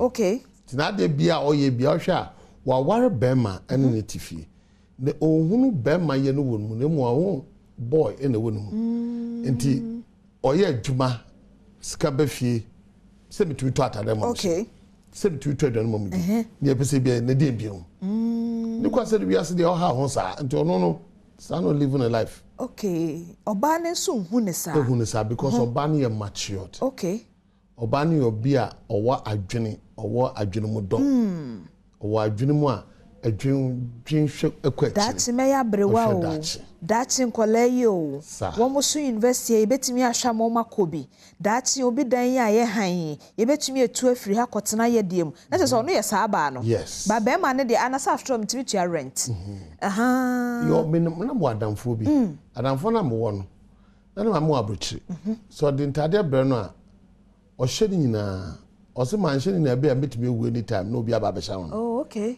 nti ono no o hye kro wonsi atoagu ne ma me de foforo beba nti oye boy oye nne na odwen nti wonwe se niema na ma me de aba no we betumi akwasori o nti ma me nhye no juada me fanto ha na ma hye no kwasiada we betumi akomadamfo ne de na no nti we ma me fanto ha na ya ma hye na nyumro no ni sa plan because na dwen so betumi ewu. Yes. Owu a obi ba behwe. I see. Ndu onhwe dachi. Now, abraba here bono ankasanga se nipa tia say if you fail to plan, you plan to fail. Okay. So what trust na wo bobra na wo nya dia wo dwene hwe dachi a. Eye din a bedru mebi. Onsa besi fom. The Bible so chana na badwendwen ne ho. Nanso onyankopon ka so chana badwendwen. O kan sam wa dachi besi nyina ho asem. It means that me de o pesi wanim fa papa ne bone no e ho no so ye adwuma you need except nyankopon e kire botaye purpose onipa bia pacho wa ware aware na ware no botaye ne sen on bebre o wa nipa na ware wa na bia eba nti na ware titire mane bebre o wa men tiase se o ware nti se wadwumagu I don't get it maya ne bebre bo so ware pe eso gu na dwuma no ton no de dress no de hwan kola taduane o wia na afo ba besukom why I na yo sa say na dwi nyina se ne wia so o ba ni na no o wo a enu anu awie to bo akwa se me wo kwa na manya kunu kura me mfa ho ana se me wo na metimi hwe me mankwa ti se ya sekiri abrabo no se enu nko akwa se awo nko a nti onye no na nu ano no okay onye bibia bio nti do pa hwe a man bebre omo ye self employed no o ware no wo pe na dwumagu because the ocean no wenya yes eno ne ba no o man na ni nkwa adwuma no ho o man na ni nkwa bibia ho bio nti na afi na egu eti nipa nkasa ware mu ye trase a ese bi se ho se di nti na ware di nti na me ware na ware me ware na enfa na de me kwa kodro ena be kire o se me ni ade asemesi be nante anam ne obenten be nante esan se me wo botai ne adwene bi si me ni so botai ne edikan onipa obeboa me ahye me ma anamama tosin obawa ahye me ma matosin ne se me kristoni anam ye muslimi ni anam osumbim oboa ma me gidi nyina so metimi akonkan ana no obetweme edma ko wiase because nipa na be wan o hwe na bravo no nyamsum bia nim nyamso bia nim ona bibia o yo nti wono anim na so no kwase da pese okwaso no ose medi abunabunu okay abunabunu kwan ne wadwane o wi ado bufu aka ho nti wasore kono wasan because I say we yema wuku so yema wuku so because no on value asore no on value gidie no it is enkaye no wo benkro mu a kwase da no pa no munyina na mo konti on kan jo say time no obedi fufu no ni pa no o shewma anase o moatose number 2 odipa bia se wo na abrabo na wo bo no ono ankasa the next thing is mumienu nkabom no abrabo ben ne yepese yebo yepese ye de kohi yepese ye de ko enfa ne ye de ko ye ware de akohi ye ware kosi ase anase ye ware akwantimfi enti so for da na emete wase a ho ewura mepew ewura mewa wo no ese obi sa ho sansem we yes okay se mete na sese ye ware a ye wo 10 years ese me firim ye wo 20 years anase oye me nkokora brem ne me memere wabom kunu a ye de kosi ase ese obi sa we nyina ese obi sa ho ese se enu na be kire eniema obeya ede be ko dachi oh okay eti yes sisters no titiru a eya na de ye hwehwe ne se oh sada no pese me share red yes na decorator ne ba otimi decorate honum eyi gold and green na me pese kola be yese enan di manim na wo mu edi machi nso be yese 20 na yenya latest benz bi na me nim ko na atim no sa plan nya ne de kwaware ho okay mpacho obi aware ade na de kofie two things pe na de kofie ne de wedding gown and no bible asa de aka ne ya wo ye mankrofo I see. What worry we are go wedding bia. Oh, what your wedding. Then I do you sweet now saying. Okay. Do there no kwa oba de there or the engagement bible and then entire no pe. Nya kan na ye mankrofo. It e kan ye boni na. We did it to please people. Say yanso ya ware. Yes, ware. Do we are faith then the real thing will be staring in your face. It won't say ade ye ni ya focus on the amount for pemum e chen de ye ya ye kware ne ye pe I see enti wan kasa no mede se minim se mede aware ne kwa akosi ase de a mehwe enema me ya e de me kodache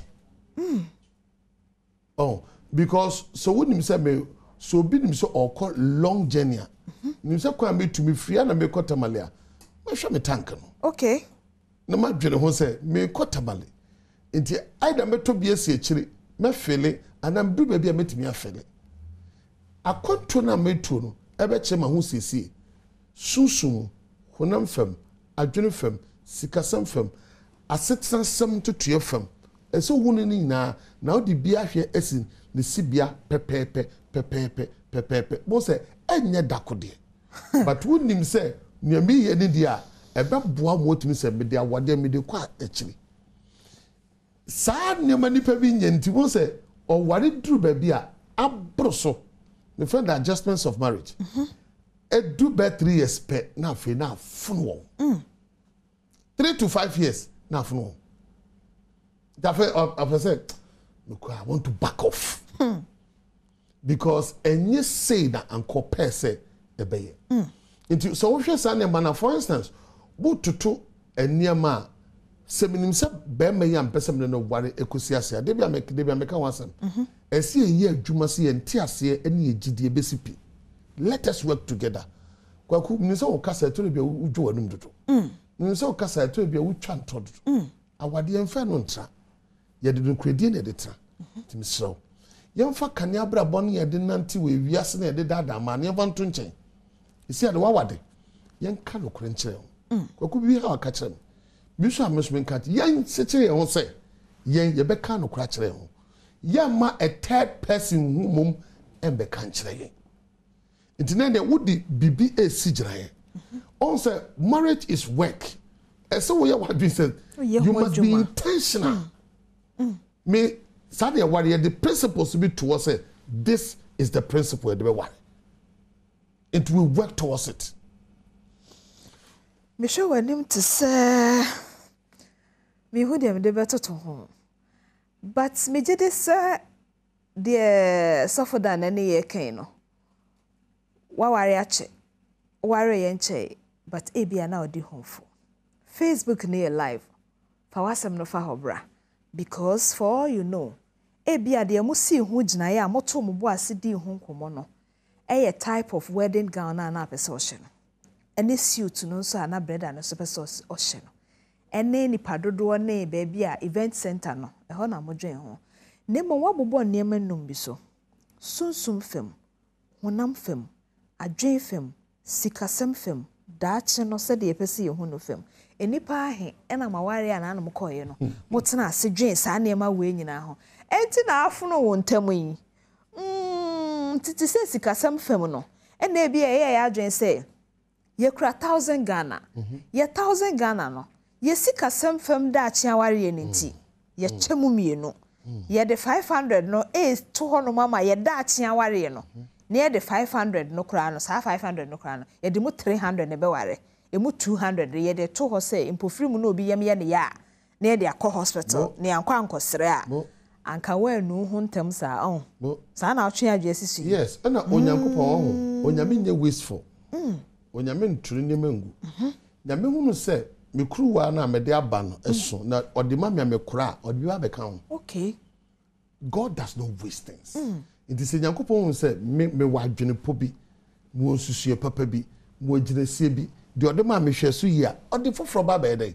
e ba be kan so for dan asem no ye defi say anano kura no bible mu kura no ye say owura no ka kire akwa no ba ko say o jimi for pa I want to say because the yedema no wan fa mo bra fa bi anye den anka ho ebi na wo kan yu yes ebi na wo ka pepepe enti no say wadwen no ne de wo tie no waware na se no wo dachi susudwen a nyame boa wo ma oduru ho number 2 so I am men time negative past okay any negative environment ewura awade na ware mu eme maame de no maame de na different papa de na different wadanfo de be different obu ha no odisa adwen no odisa perception na be wura onu de no ye fie die but you are worry a different person what worry diamond onyo maame da bi da me ya wo yire me nya maame iti wo na de tina so wo do bi adwene e de be wura mu tu so me fi wa busuam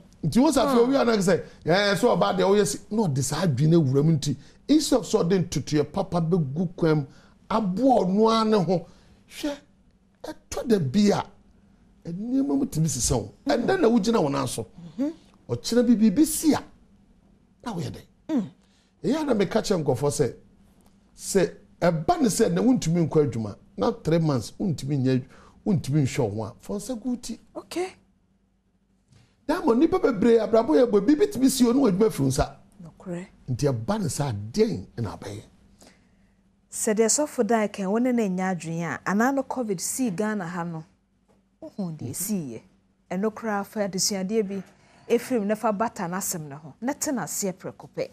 So, yet the baby and your ban and come on the swat, not to say, said the old shas, your car say, if son say or bano, not Juni mood do chain baymano. Now I'm sure not Juni mood don't know one of a man, not the coffer boy. Intiama omudin koma, balances. Onya the dance say. Now, na 3 options no. Option number 1, and they say Beman be brand wasia, ya more banning your leader. A honia Greek no. Your memoir will discuss with okay. Into our professor on the behind this. But you will be any and non just a you we Jimmy for. No. Should obi be an a modern bono baby a war. Or no to be keep what dear card dear chairman. It no a one in some mere safer. Okay. Chem Miancasano. And for say a year one hour the ample. No. Also, deeper be an as so show what be a one day war and you seem to because and a bit you cannot. I don't work on my weaknesses. I work on my strengths. Because they be all year more weaknesses are over papa. And you dear moon, maybe I want the one for a call. Okay. And necessary or coyenko or ma or ban take that leadership role. No or buano or then I drink and in the more so boba. Obu also a ego say me many bemanti on your da. To free say me necessary me a bema. Bema na wo ye ne male. Bema na wo ye leader. Bema na wo ye say I'm a man, you are a leader. Okay. Bema na wo ye leader, wo shema ebusho wo kire busua no kwan ye mfa so. Si wo anya ne sa eso oba no fa adwene to save the family. Eso den tutu ye papa bi ya dia abeboa e ma dache no wo mani mu ase. Because ye nambenum su fidi anka ye nambenu na hwe. Na so nipa abrabomi de bia meka se de oda fam no. Otwu a wo so na ko ne fam no a enye de emre. Nti wo oba no fiase yesikasam ntutu ye ma dache. No, I'm forgetting it.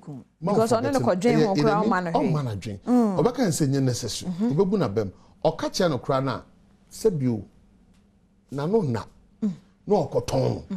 Into one you and round son, a critical problem. In the meantime, no banning to Tibia, Oba Cressica, on Junisha Japade, on Junisha Adebia or ya, Dachi Bino, a Badwam. Bearman and his ban also, a ban also, no banner a baby. And they say with that. Abigail, I worry about maybe a with Jimmy.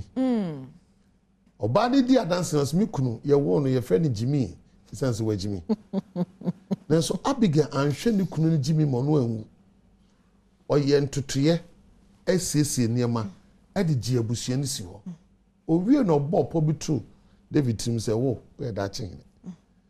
David, you know, a year Abigail kunu we a pet. Adia David yen say. One month cry, no co-warren. Nyan senti. Inti ohunu se oba no yobia oba mabraboma obetutu. E dientina Isaac ye co-warren eyirama Isaac. Oba bema na obo mpa no tie mpa obo yo. E de pepi fi se hu hia. O se Ewrade e bigina ha. E maya ne ba betu nsuo mepe oba obema minsuo no bia nom no ama me ya yamwo ne bi nsuo anom. Manenya oyire a ofata se Isaac. Unim in the land of the wilderness, deserts, water is the essential commodity. Nsuo eye japade ewo deserts. O here oba onim waternomics. Okay. Onim water economics. Into obi onim se papa de nim se or chief of staff of Abraham. Me chief of staff me wura ne ba ne ba be dinade. When you're a good partner, only me shred papa japade so. Okay. And the Bible say, "A come see Isaac duai or you duai. A come see an assassin, you do ye no. Or sense of how to manage water. Irrigation. One time rainy season. Planning. It's a abandoned empire of borders or you about Jenny. Into a no sa a couple beer come do a piano. Isaac command no. Well, what teshe kra no, sa latter part we no. Bisa ho kosan. Na afi yede ye nkomo na brewe ye no. Me nua ba no sofo dan say. So he na say ukun no onye man na oye boy a wo tena ware na sese woman. Onso men tena ware na sese girl. Sasem no. That's okay. Na afi so. Wono de wakomo awie 12 years e na wo hu nanim. E bia afi na wo so wo ye ntotoye no. Sister ne wo no fo pa. E ho na wo hwe.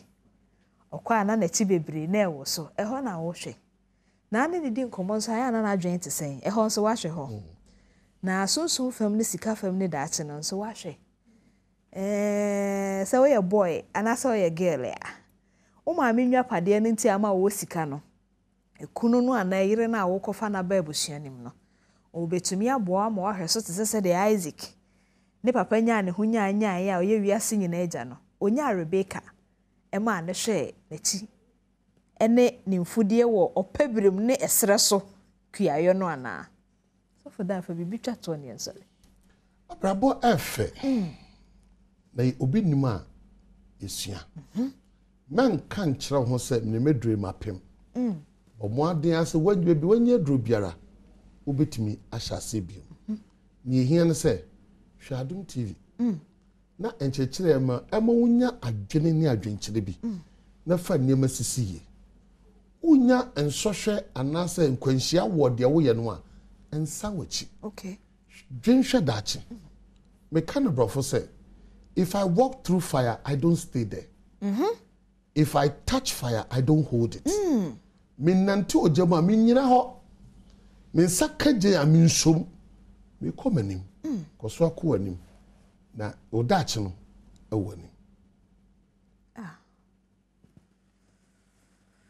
Hedin komo wi mpacho me da sese o hwe afisem komo chichi ne so for dan nyame nshira we all the back practical life kra no a wo twam gemu na abegyina ho so ye Shadrach ni Meshach ni Abednego ade gyina ho na se eja abanso na abekura won nsem na ye magician na kura won nsem we wanfa adwen mu dokora anto ho a practically ye meja to benja ho twam ntam ko enti enua ba ye da se wasem wetete wo no wo de abeto yanim obi nso wo sa atebia ne ho enti ye bo ne tofa se eba ne saa eyerenom no mamomfa adape twa ne kasa ya ne kasa de ntiatia kun no because who se na dwen mo mre na emom no fa adwen ne fa nyansa se ukun ye boy na se wo ye woman a ye di ye nkomo awie mpacho ye da se meton kraba na yedi nkomo foforo so for dan nyame nhira wan se de bia wo epo a nyansa wom eto wo mo epe nyansa eti etirim my number na ye befro 0249 805747 0249 805747 ipa nanti achechechi nti eto bi adwumre na wi anu adu fi to the o send me WhatsApp message bia me reply me message bia any voice bia me reply I make sure I reply them nyame me ye ho adansefo na anu ye nua ye ofi kumase be hwehwe no fi bono kura ho me ye ho adansefo nyame nti abusua ye di nkomo na wi nti efi na ekono wo kunu bia na dwem wo ha ofi a eye kasade kasakire se onti a wo a ote aware na sese oyire no fa plan B se onso wo yire bi tifie na se ono na dwen ye guess de but enye woman de a wo be ma no so fa adwen nefa plan B mo be ware abokokra but obi antemonka edase nyame nshao inshallah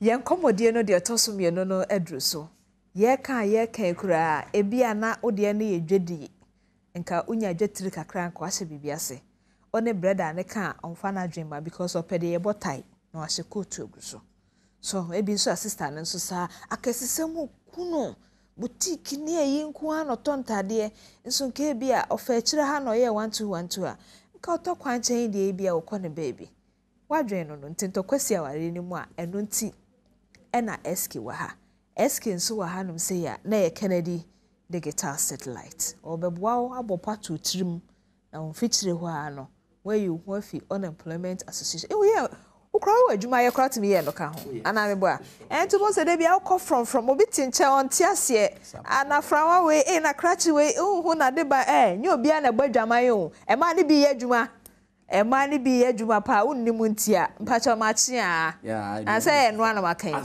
enye brothers ni nyina so netwa bet ena enye brothers ni nyina so na ombokro no brothers ni bi ye nnwuma nkete ana mboa unnimu ana akire waje ye ni ye nkomo a is the bedas ensem de ade bia o kan nyina ma mi sei na mani age pa ye di kan be chia Ghana fo na hwefo nyina mo hwe wadom TV eye Kennedy digital satellite ni abai ye de ba ye nkomo eye titititia ye di kan ye se ye boa ama Ghana ni bia atumi abia adwuma ne to so mienu ye boa di sika hye obotom ene ewie so ye ma wade papa ye den ato eye home appliances ho nsem ene ye beka na emum sesei emre ene sade ewiase ko nanim na eko no ena enema esesa nipa eye mpuntu niema wona brabom sister ade ba ko bia ba se man kan jira bem ya me ka chere me unsenkran haduane ba ko so ye dipa ya buraduane nokre senkran dokno fanti dokno ni koko ni ade nyina koko ade ba ko ye dipa na enkan no eni mre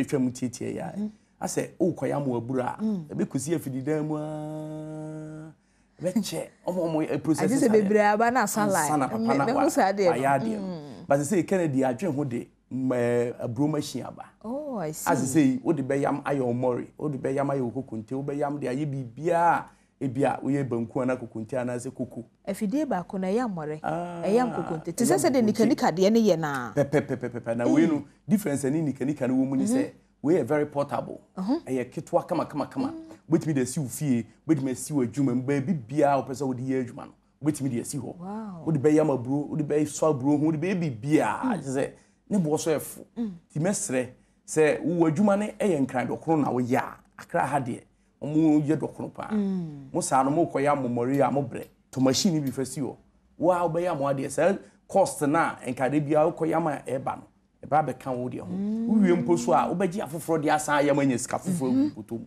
enti ye de mori machine aba obia meji bi se kokunte na wo de ya ma ni nyina wo ho awio yi a ye de kokoi yam ni nyina kama bibia kama nti Kennedy de ya ba ne aba ma ensempa ne nepa yesi Ghana ni bia mi adwuma madaroma wo kuma se a wo frɛ wo 0244 yes 385128 0244 385128 ewo kuma se your family plaza bro sign first floor ewo Adum afi wo ko patase a ye ben police depot Adom house ehon so wo ko hono ma ye ne obedi edwa ewo Adom house first floor ewo kuma se ubedu Accra ha mo amotema ne mpotem nyina wo ba Accra your wager old barrier kokro bite junction so opposite ho a ene yebutuo Accra numbers no so 0243 074750 0243 074750 o phrase say ya ye bejo so se ba bia wo no ekwan wa na wuntumi ma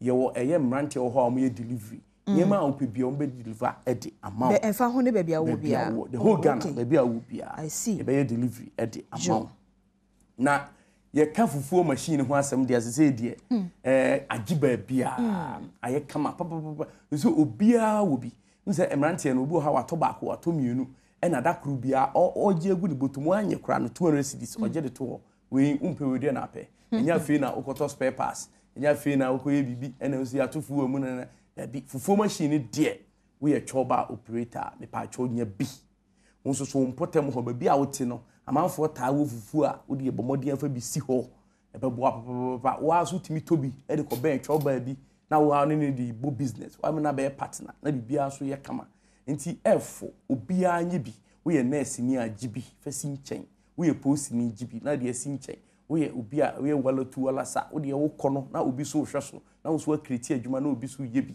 na ye nyina aboa apagya ɔman no na ɔman ne nkan kora yɛ kama nti mesrɛ sɛ wo ye po aban adwumayɛfoɔ de momo de ne sɛ fa wo pay slip ne brɛ ye gye a ye hwɛ so ade bi so ye fɛ na affordability afei hwɛ wi a ne enema a wo pɛ sɛ wo sesa wo Kennedy digital satellite bia ye ba ma wo de akɔ nti me ka sɛ wo frɛ wo 0244 385128 0244 385128 phrase CI ye joso na ye de niema a wo pɛ bia de amawo sɛ na me ka no fufu pounding machine no ye wo commercial ene ye domestic ne de itimi yusu ofia e de ye efie aduane kakrakra na emum wo ye choba operator de ama wo sanka commercial ne bi won so a wo pɛ sɛ wo bo business na nye ska no ma wo sanka ye commercial one no so bi sɛ me kan Kumase ye wo Adom Family Plaza bro sign in first floor Kumase ho so awko patase a ye ben police depot Adom House first floor and wo ba Accra Wager Old Barrier e ho ne ye wo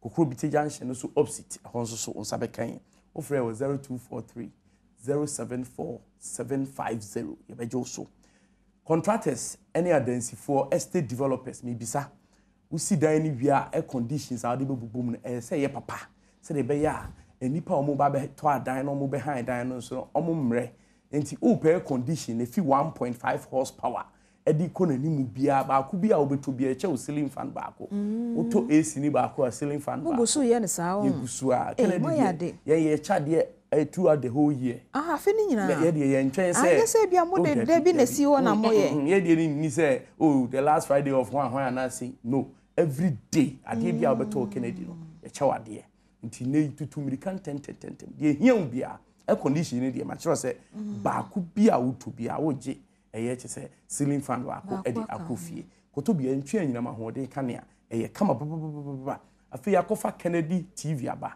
KDS TV no na sa TV no efe dodo me ma ka say da ne da wo hwe Adom TV a Mr. say ye KDS so na wo hwe no de a ye ene wa hwe ya obebre Mr. ani da ho we chimpo no enye chimpo asem ehebo na so asem enye obi ho a ni TV no oso a etimi 85 minutes ansa na pictures aba TV ye noise na de nyina esa etwe light ade de wo to de papa entwe light afi wo ho ana so de abafie to TV a wo hwe wani nyoya to TV a nyina ma ho di dwampo a enye hwe eye KDS TV wo de okọ Kennedy ho sie ya wo so pesa TV ni bi mo pe bi etu akoton no so no numbers ne 0244 38 51 28 0244 38 51 28 wo phrase say ya bejo so na ya ma obi open washing machine e de abie laundry services a dry ho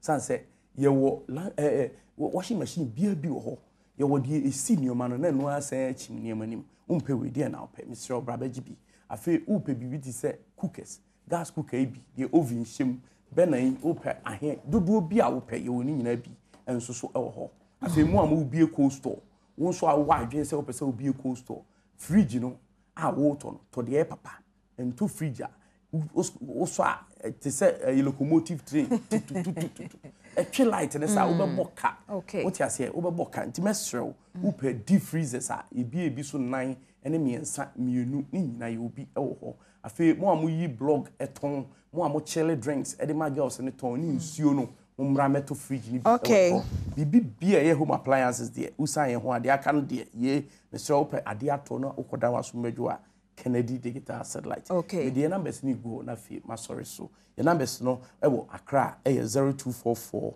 385136 0244 385136 and 0243 074750 eno ya Accra. Mo amowo Sunyani Tamale eni ba bia obakumase a. The numbers ni 0244 385128 0244 385128 and 0207 65 30 31 and no Kennedy digital. You will install it so. Okay. You decode the BAB. Back office yamao. Yate yeda say enti kaneno ena nyame boa na nyankrofo degree ni biwia na yasa no ate amwadi because obi mfre wadwumem. Kennedy ne de adwuma abai. Emu na bomfia na pay water for no omo wo skache offices no bebre omo tete office me ka me kyerɛ hwɛ emfa na agro fa na hiasem na wo de one deep freezer kra afesese no obeda o mase yeda se why se waka de ya kyerɛ nti fa numbers no na frɛ wo na wo so gibi de efisem komo twetwe no esi ha na Facebook na na adwo atwene bo a wasem no de ni ho nkomo ha enti memmo so na Akwa Solomon say good morning nyame nhyira Sofodan pa wa making a day yeda se akesimi nso say sofo in fact we are amazing and super because on the Florence day bibia de te omontam yenkomo ayedi ye no ho na akesimi dia benti yeda se me da wase so se odi adaje ne bi ehwe afisem enkomo cheche me de si hei oman he no kwabena santene abedwafo besi nkonwa na won de empensempense mu e de abro pa ye bia obo no bedwam ene kokoa mu de mame no sampa ye kro no a I wish you same good morning.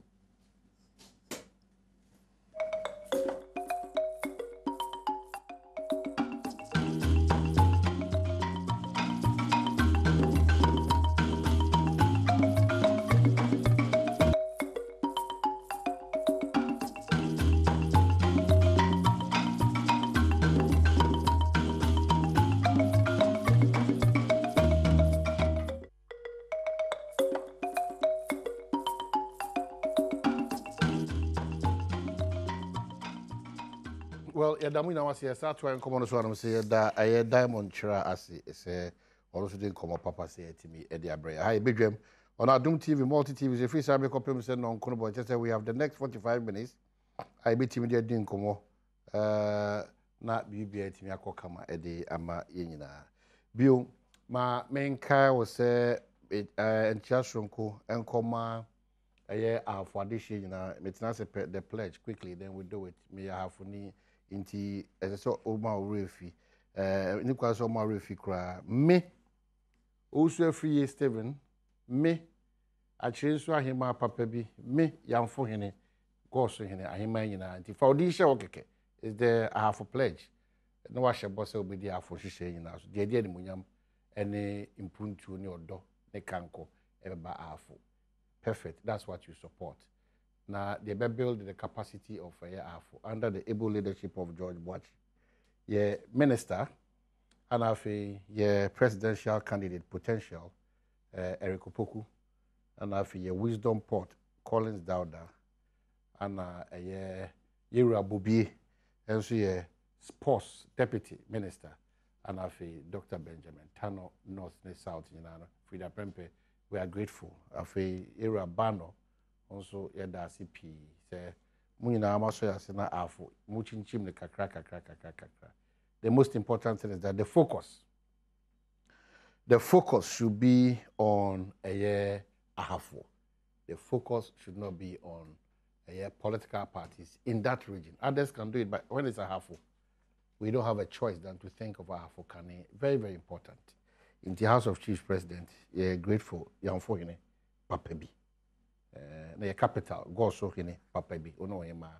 We are so proud. So for us a proud Ahafonian, very important. Now about the bigger picture they be Adam catch once I want Ahafo pledge na tum no. The bigger picture then is that Ghana and so we are Ahafonia odi en munyam shebebre Ghana nti mon share so.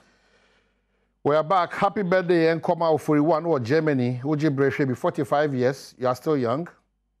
And Nyoma be brave going ma betimi ti 41 45 years just that upromo now there brem all white party Dutch kasa it be the way there be Dutch men can say ofoi Dutch kasa wona wo there brem ya o ma tro UD ade bia toto so e di B ni E ni R na you say brokos e there ma za minim hwe ma dem aka na maka we all white party Jamia Adoma 4th June 2022 Germany inti ofori at 45 onyame nhyira na BBN timi ko kama emfama na me amachia Esutifi North chairman of the MPP also free Steve Dodona from Nana Billy say me krom for ni believe too much Nana Billy inti chairman match na me de me nhyira oda inti match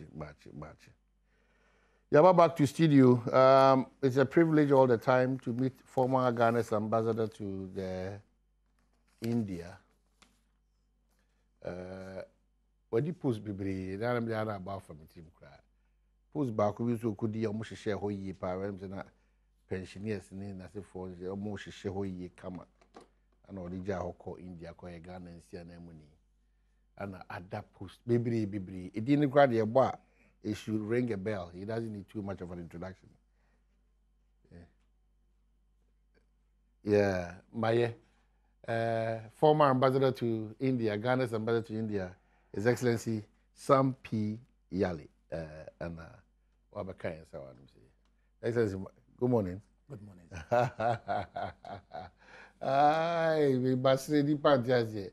Yeah, come on in the name of Ghana this year. It was the Rebel Fit Party at Nibetina.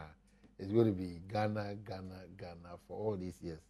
He's been preaching Ghana. And then, me Aminia, Nsumema Nakwaba, I'm also very passionate about the development of Ghana. I call him the fact checker. It's the only thing come on, also Modia Kui, Abako Semini, the Echo, and then I have Fatwazi. And the twins in the end, I said, Mimi Difa, come on, many problem. Maybe to me a queen, but me say, me why be power, but that's a little bit to the one of the few young men in our body politics are the potential to really push Ghana out there and also our miracles Akwaba. Oh my Akwaba. And you are saying we know in the Kotoko we need yes, problem. I know quite I'm not that permit we Kotoko we nim kwade. Edeje de onko. Edeje darodo. Yeah, because really ain't you a good fellow? Yes. Oh, Machia. That's what Kauku you. Machia is a good fellow, baby. Good morning to you. Because of France, you know, Chiamo. Now, if he has also Malik Kwaku Bako, Kwame Sifaka, Dr. Srebo, Munina Majimoniso. But, yeah, catch them. When the crown, I was restrained from going to the park early because let me cry 3 hours, and I'm crying for 1 hour. They almost stopped me and I'm like, well, and they said, oh, you one back of them. Saji Mudian, I'm teaching them on that. Yes, there's Aquava. The Via Boko. Oh, Boko. I could take a crow. They said there's good news. The way I manage starch factory, I would do him come by, and now buying back to, full operation. The sugar factory. Yeah, the sugar factory, yeah. So, what is Angomono? You're okay with it now? Me okay, but it's better late than never. But yeah, Cheryl and Berk Kakra. And I believe that the repair and maintenance work will not cost us too much. So that so it's been managed somehow well. Or if it's just 6 years was too much. Too much. As a result of quite a far some years and I'm waiting. Because most factory we are not most of the area. And then I did be a contention. They be a catcher there. Osun, Mawus would be a buyer. And also, Mawus would dry a brew. Okay. The raw material, what the sugar or sugar cane. The sugar cane, so, what the damn sugar. The lifespan is 6 to 9 months. Okay. And therefore, and the factory was going to take about 3 years to build. It is a we are sure now. And Sana start factory now. You were going to plant and replant and replant and replant. And at the bigger actual number was say. Okay. Now, so the Indians advise the BI and culture when you discuss the Indians advise there. Do the factory up to a point. What test we are then we are here. The varieties of sugarcane out the year. Apparently, what by an Ubohunde, assassin to do none a year one. A fan and Crawford or this day. It's here. And Crawford so a bimpon what I invest in and Commander Sugar, say, no, assassin be. So, what we needed to do was to plant a certain variety, or a exhibit, but the sucrose contents or also. And that could be found from Venezuela, Brazil, and the South American countries. Okay. So when the factory got to where, or what they are doing, the Indian government gave us another loan of 24.5. At the BIA can want some one can acknowledge there. If it's Munji second, no Mufundia, a shilling. And so by the time I will do obey machines, the way obey test run, baby, not shilling. I already. The money during your time and MPP for buy. In time. You must start here. Yes. There are plantations are India in allow or a company in allow do or a factory or friend Seftech. Nalan simple or any nursery. With the view there, or budget 24 million now India for the ban. Now, no, they are commercial farming. So all that has gone to waste. Since I don't know what you do, I want to work on a boy petition along the line. So the records are straight there. The Ministry of Trade that supervised the election, they did not even select the contractor. The contractor was selected by the Indian government. The consultant, I was here, the Mejuman, were Indian Sugarcane Farmers Association, one consultant. But how come this thing has been left to? Well, honestly, like many other projects. India buying no any interested in idea. Oh, he's been complaining. The Indian government has been complaining. The last ambassador from what are you people doing? Because India now we have technology no will be. It's what you know what it's one round of brown schedule fire. Nancy we are 1 minute coming at fertilizer. Okay.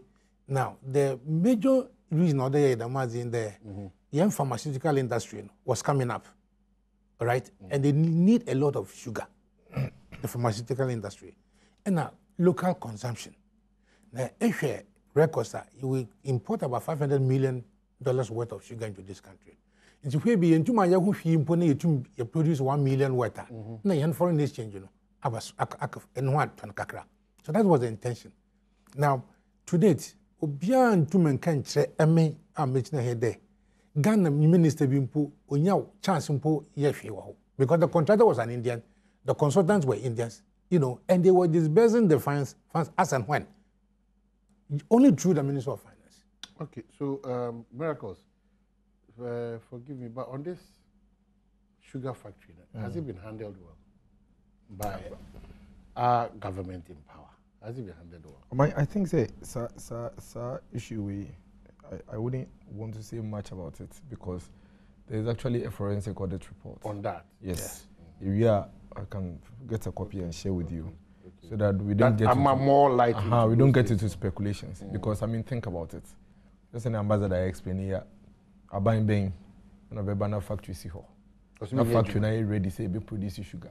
No say me you want to say be quit say whether MPP or NDC. I don't think say a bit to be near buying beer or bit to me a banana factory see ho.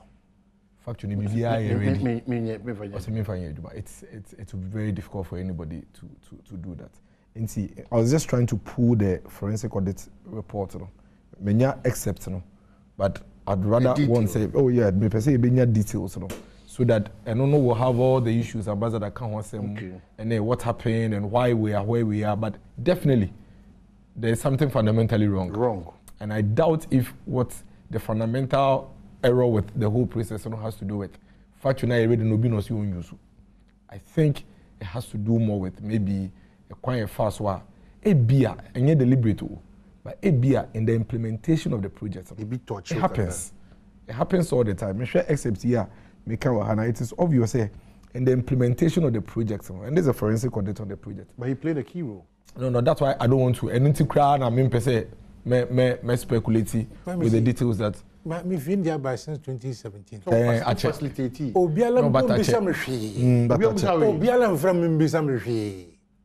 But you played a key role. Of course.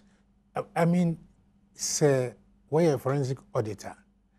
The issues around anything, can't we separate it? And continue to do and then now you are in government, appoint new management and then the BB, because there was no management when the function on started. It is a obi no we asika woma. Another journey, but you were not in change. Now you are shene ejuma na yeye mambrenche ne ejuma ye for 5 years you owe me. Na fi sugar no so genya. Nti wona wo ye the margin say boni bi wo dem more kenya. Otimi na wanyi won kan wasam. I think say ambassador won say make no Man, because we be able to be a disconnect. There's a disconnect along the line. And yes, and that's what I'm saying. Speculation. So, no, let me give you an example. So if you look at the reports, okay, just an excerpt of some parts.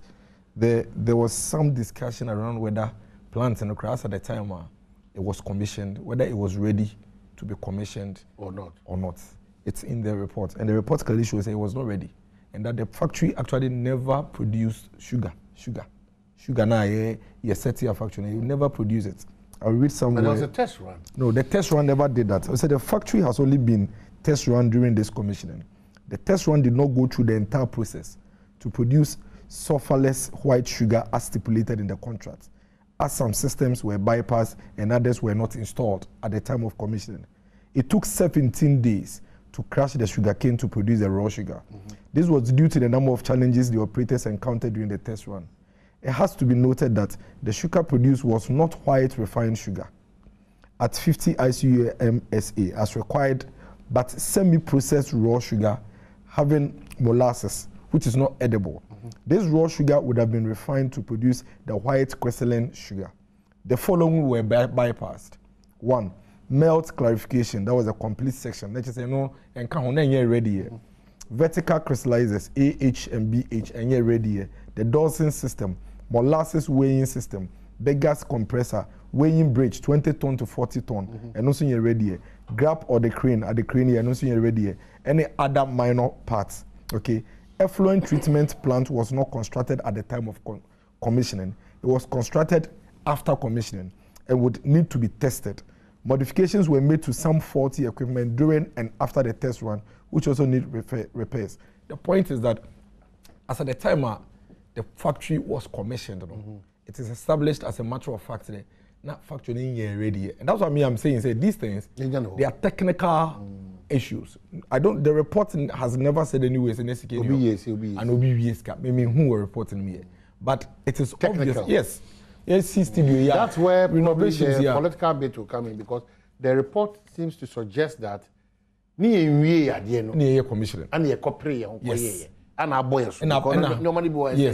yes. The follow-up questions would rather be that since he established, he said there are gaps and these things have not been done and all of that. What has happened to it? And that within the period, what could have been done? Is it deliberate? Was it not deliberate? Is there a specific challenger inhibiting anybody at all from going ahead to get it done? I think these are questions and Adom TV will be taking it up, and then we look at it. But no pun intended, no allegations and accusations here. But the fact should remain, nobody should create an impression that there was a factory ready to produce sugar and somebody has abandoned it. In the same space, I don't also want anybody to deliberately create the impression, we'll be here discounting a factory, and to produce sugar. You go into the issues and you find the reasons in here. You will be winning and fixing. I'm happy. I need to follow up with this forensic report. Yes. For sure. I still have copies with the contract details, because I'm in India. The project had started, but I was made to monitor the project, because I don't want to be contract there, but the extension away here. Woman detail of the contract. Specifics. It is or by handover. There should be certain things that are available. As we mentioned, no a checklist. To them or hurricane, whether they were part of the contract or whatever it is, all of them should be checked. But then I can put it on record against my reputation. I carried them in the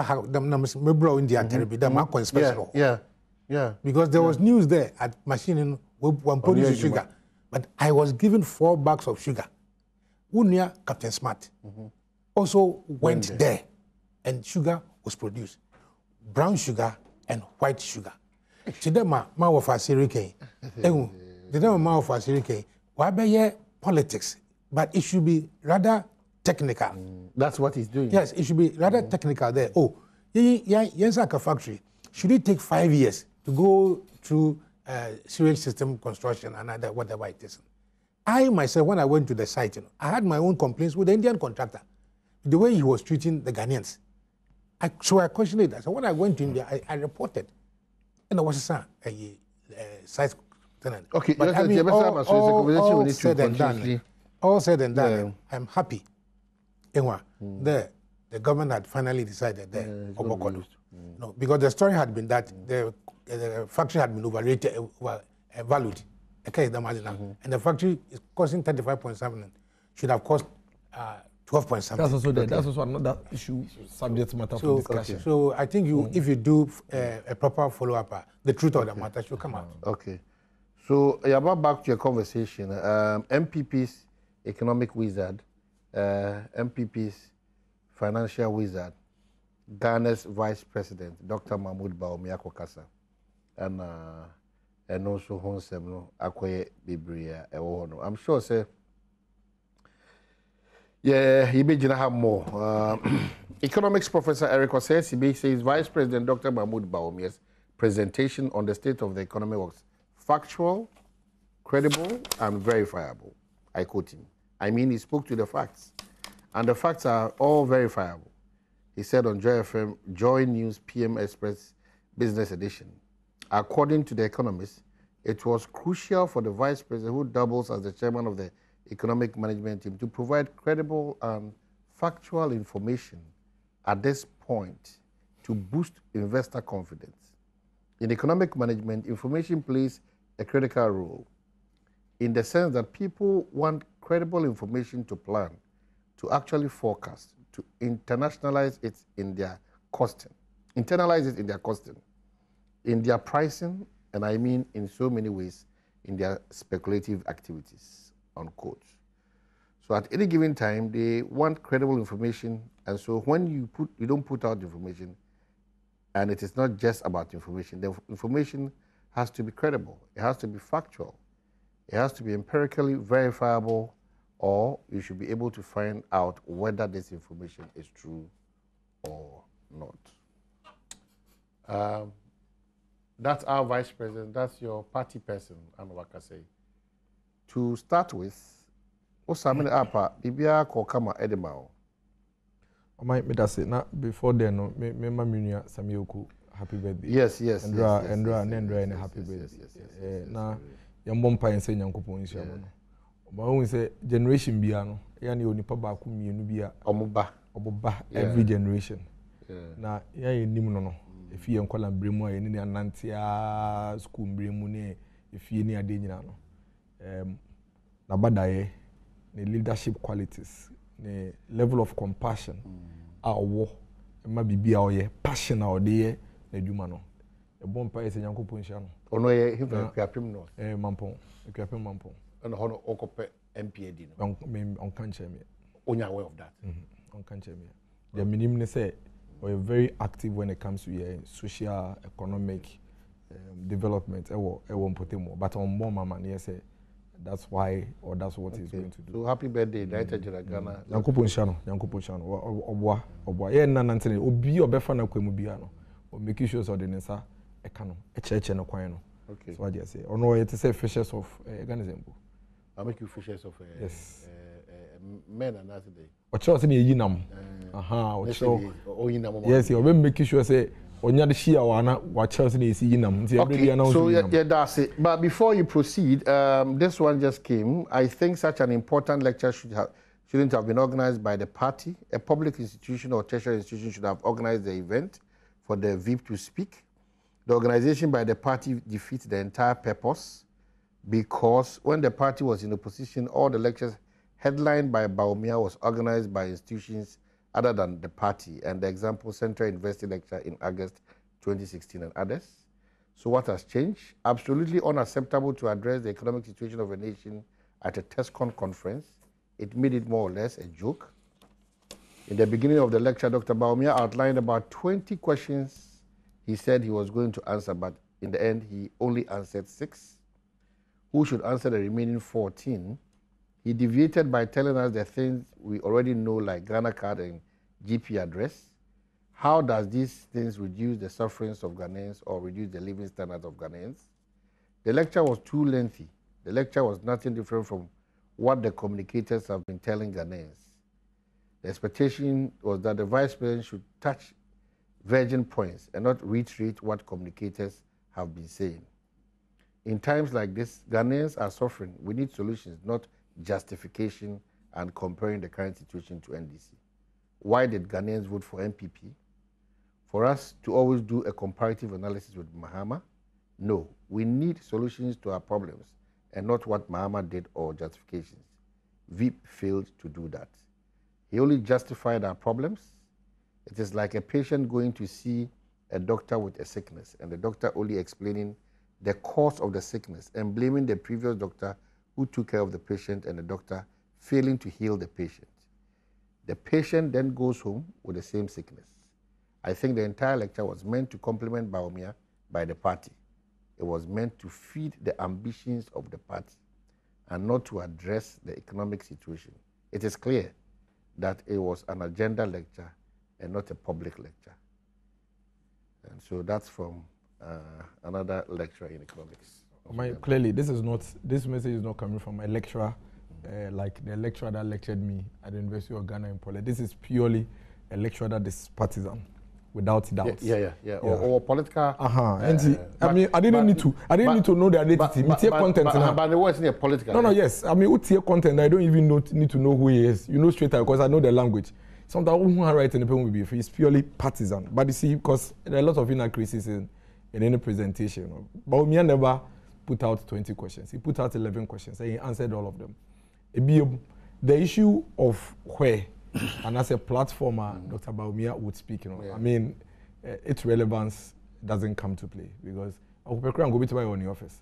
So long as he's addressing the people, the only way he can address the people is through the media. In the bit I mean, I know where me crass one from no bit me and I say Latenia there on bit me TB. So what I say, the only neutral and I say nationally accepted platform we to say Omampeni address Ghana for the parliament. And also there, some Omampeni pen a call and if the vice president wants to speak, there are times that he has spoken at a university. No, Ghana for no motel. It was a university lecture and a university for the invite. There was a time where Ashesi University invited him to your friend is saying. Yes, recently. Okay, say we as a party, this is the first time Bawumia is speaking on a party platform. You are organizing a couple of town hall meetings. Dr. Bawumia Kasa on economic issues. Yafa near the national issues. I think say we should ignore the trivialities, go into the substance of the matter. Did he address the issues?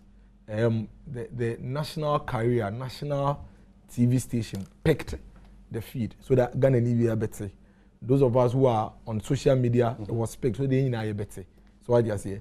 And see, I think that issue it's very debatable. It's very subjective as to how you look at it and depending on where you are standing. Okay, that bit of Doc Bekabi Beach there na wabekandi debiada Adaroma the miracles bubo mo cheche and one was aba beka kire. How would you respond to that? I think say the edikan utie doka or your normal miensa or fire on a historical journey because it's important. If you want to discuss economy, you have to know where we are. Especially if you want to discuss maybe free back. Yes, into the free baby free back before 2017. And not fine free between 2017 and 2019. Baby drew. There's a reason why I ended the war in 2019 because in 2020 BBC I been see we are baby for the last 100 years. I have a pandemic. I disruptive nipa bra born kwa nipa faso ye no manyina. So what you say? We no science fire free. Baby I aba bedru. Ene kwan ye be faso a or how ye wom sisi no. Ye betumi ye ho free mu. We should talk about Bawumia statement now. 129 pages. The first page or they admitted the challenges ye wom. Or they admitted the difficulties that the ordinary Ghanaian on the streets and I say in the village and I said the city is going through. So I just say, I acknowledge the issues of high cost of goods on the market, the issue of high cost of fuel, and the challenges with exchange rate. Why we have gotten to where we are and how I can't be fast obey free. In doing that, obisa 11 questions. 11 questions, and we yi ni no. O yi 11 no. The editor say what has happened to the economic fundamentals. Inti no, obefa ekwan COVID no eba be disrupt all the gains and you make and economy and you grow at 3%, about 3%. And you to me moving from 3% growth to about 7%. So I just say, and then all of a sudden we start coming down. He explained that using the challenges that we face, the COVID situation, all of that. The second question is why are the prices of goods and services increasing so fast? Again, so I just say two fundamental issues is the COVID. The fact that the Asian countries, the European countries, they know cost of production across prices no across. Into obviously, some cotton newspaper if in Malaysia, 1 cedi 2017. He cited an example. Yes. And now we are explaining the freight costs are almost about 1,000%. Contain almost about 40k to 95k. About 3,000 was saying. 1,500. Now it's 4,500. Exactly. Yeah. So I just say, and see, Sandoma way or explaining why these things are affecting directly the prices of goods. We and no sign crab to me say just when we're trying to get out of that quagmire, and a Russia and Ukraine war no aba. And people have always been asking how Russia and Ukraine war no affected Ghana. And they quite first way Juma. And he explained it to us. It's affecting the UK. Because some time gas was affecting the US. And he explains that Ghana, wheat, some no iron rods cry use almost about 30% or so. If we saw Russia and Ukraine for and I even manganese walk cry a tongue and the call your friend is saying, I'm no. The move almost about I think that's about 30 or so, and then 60% of Sanya mana wheat in this annual if we Russia and Ukraine. Oh my, maybe dear, Master Man became and say, you always have to interrogate the facts first. We interrogate the facts and we not facts in the tuma. Yeah, call the other the opinions, ideas, and principles and about. But I want to mean come from. And is it true say iron rods now nebu akosro Ghana no? A certain percentage be if we Russia. That's correct. It's if Ukraine that's correct. That's correct. And if that is correct, then there's no dispute about that.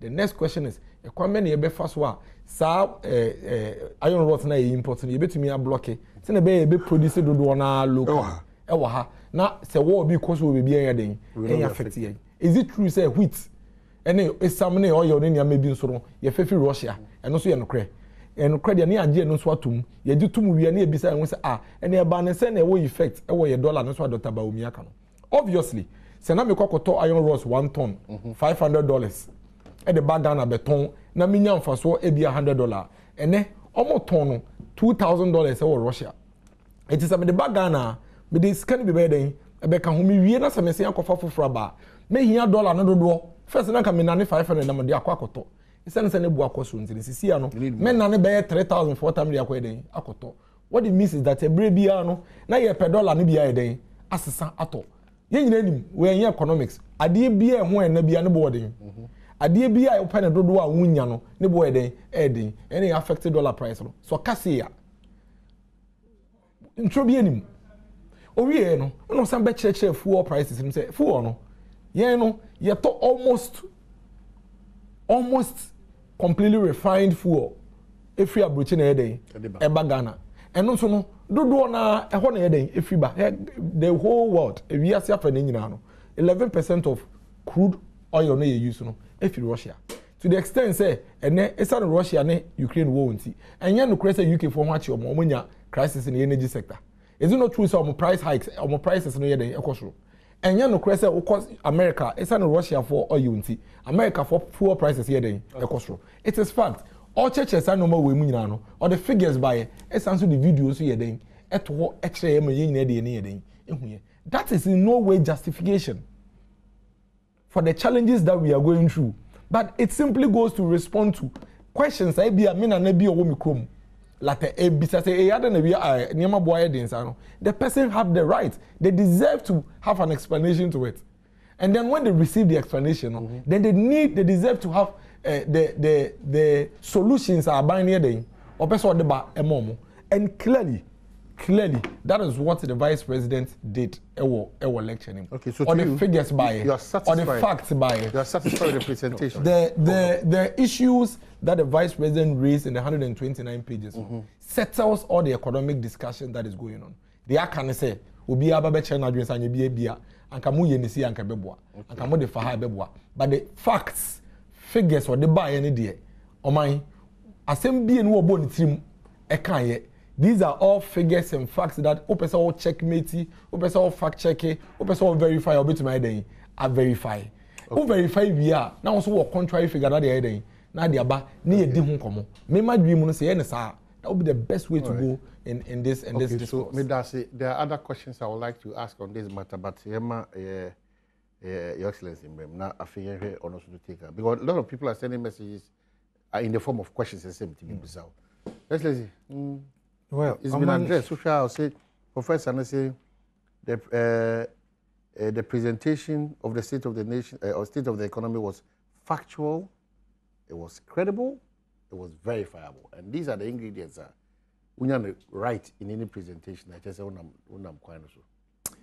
First and foremost, say Obi express contrary opinion to what you have. He doesn't become an enemy, and now it's political.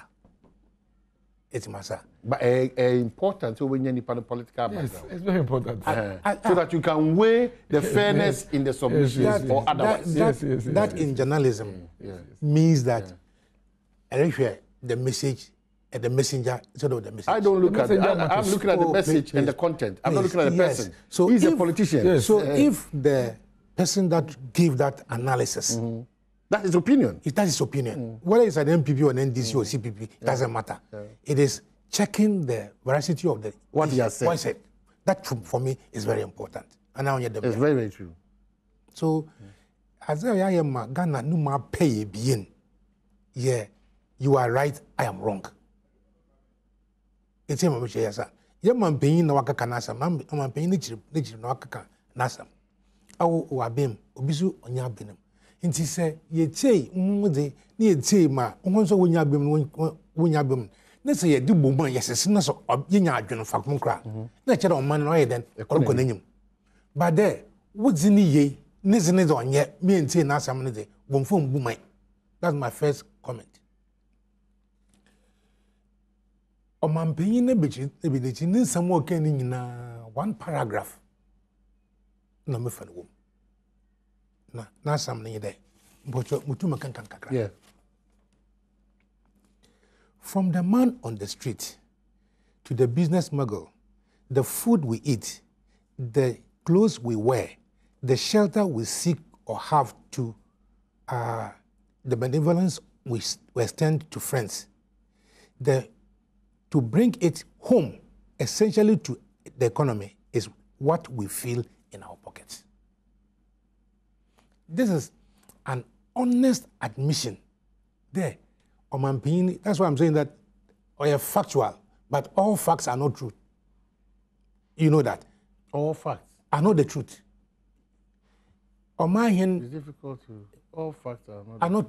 All facts in law are not the truth. Okay. Omahin no nye Sam what television do.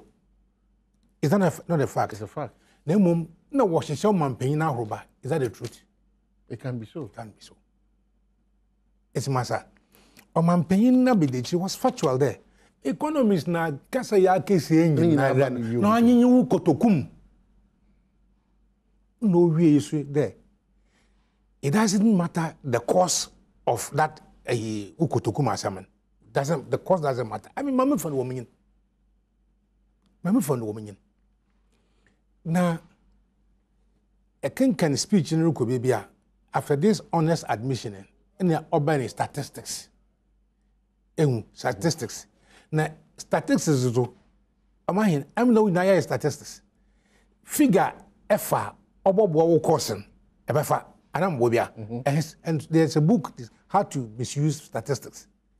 Into the statistics and now obey jama nkrofo wa hwehwem there asam no man panyin na bedeji okay statistically okay for example unemployment in oya no kwala na there oya no kwala am I in church when me say so for example having admitted there many my thing man panyin was also very truthful at the state of the nation address na no kwala a woman on your day. In the corner, a woman in the Sessialan, young petrol bun okosor. Demo man paying number can say, oh no, yeah, Ukraine, so I bedo. The fact of the matter is that oko okosor. Right. So if you want to attribute it to Ukraine, then the question will be, what is our import value and our export value to Ukraine. And during this period then, did we reduce or did we not do anything? That's for me is the crux of the analysis. You just cannot throw out the Ukraine war. We have had no the Abbas. We have had Gulf War, Saudi Arabia. We have had Libya. We have had whatever other countries are Ghana and all right. So you just cannot throw Ukraine. You as the vice president in charge of the economic management team, produce figures of how the Ukraine war is affecting us. That for me was my expectation. In any case, Ukraine you offended then Russia war yati the ubejaya. Yati the ubejaya. The you so it is if the war continues for 5 years, 10 years, what is going? Ukraine. Excuses. Say Ukraine, yakra isam fiho ba. Na one war no inti ne yenya yentum bia. Yenyi other places are able to yakra or find it then isam no na hwitin bi wana. Because we don't have permanent agreement with them. It's my major answer.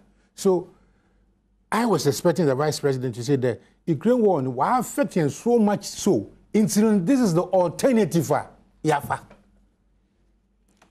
Amayin, asam no conclusion woman in there. And there, say petrol station there koto fuela. No bono, akosol, anamotia. True. Akosol. Inya ba na make enough filling station. Na ma coach me calculator. Na ma bo percentage increase. What the percent of what is the petrol? So those percentage increases in quite not needed at this point in time. Ganni wala se ekotokum na yahwe. But he did that, Your Excellency. He did that for a purpose. The purpose is simple. Ghana, if the baby nyabedu hanum say, Oshe petrol to moi, abawe eda sujina na so catch the na say, Oshe to mu pane kasi yes se nkuntebu papa in terms of ntumwa. Abawe susu say, ne modern bona ye ni so. Che abain bia waba. Menyine engage him. Do you want me to argue with that? 2% the only man say 6, echo 8, and I got 9. Why do you want me to argue with the government? I don't have that capacity to argue with the government. All I know is that the petrol at the time, the petrol was this much. All right? The petrol was this much. And the essence of government in there, over there, day in, day out, if you are gonna, it's here, one month from it is not justification that there's a problem you create. So what? But the truth of the matter is that Obia into mention the you're managing the better kakrenzi no. If you 3 CDs 14%, I 10 CDs are antibody. Yeti hey, o mine. Say wo yirbi and wo be tonajiwa manandi no ojiba. And no corner woman there. And no corner woman them vice president again. There. So first no here 100,000, not that crazy man. And they'll be here by 700,000, not that crazy man. Not so. That is the truth. That is the fundamental truth. Say he admitted the money who does it. Now, oh mine. Yeah, demia. I de idebia usiwa. Say me, debia no. Oh my hand flowers. Adam bobia. Yare pan no ho. Yeru bonindia. Yeru bonin. Atet obodu baby na ho de be ko obokofom me yeri yina taxes so eba zo ye ma wa ye he yi levy na badi nyina ye the citizens capacity to pay taxes anyway so that we can develop. But have we created the conditions of all my citizens ultimately pay taxes nana? Because take an ordinary worker. Imagine the salary, if you are in there, in there, you know what 400 cedis a month? 350 per Ghana. 550. They say, when you pay today 350, no rent, me find out 50 cedis umbo. No transportation yahin. Or ni su tahin. Now, my outside in there, we manage the CD proper better than John Muhammad. Is that what the person voted for? Is this what this is justification what the person voted for? We establish government for the purpose of improving the worth of the citizen. Not so. The question to be asked in there, from 5 years ago, basically, then, has our conditions improved? That's the question to ask. That, to me, is the question to ask. Okay. Has your Washington, Now, as the government is itching that we pay taxes, okay? Whether we are capable of paying the taxes is another matter. But then again, what do we use the taxes for? In the corner of home cruising in there, we once upon a time, accounts, and they had the cow 120 billion, $120 billion. Okay. But in the corner of home in there, in the yet the cow 340 billion. These are sacred facts, indivisible. As to why we got to that level is something that has to be discussed.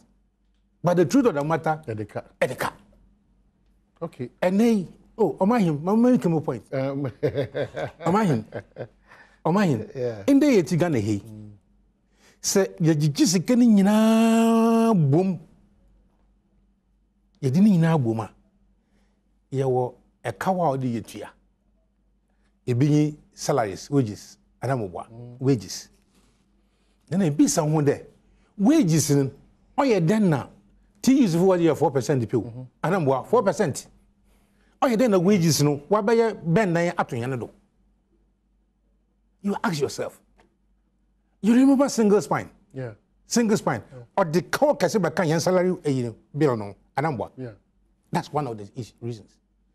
Then you look at the borrowing. I am sad there. This country, our system is such that we can do a proper evaluation only if the government is gone out. Yes, but wrap up my MCA brain miracles. The person for two issues. Yeah, two. On His Excellency, did I say clarify? Yeah. Say, I say war is with Russia and Ukraine, and see a talk no me free war.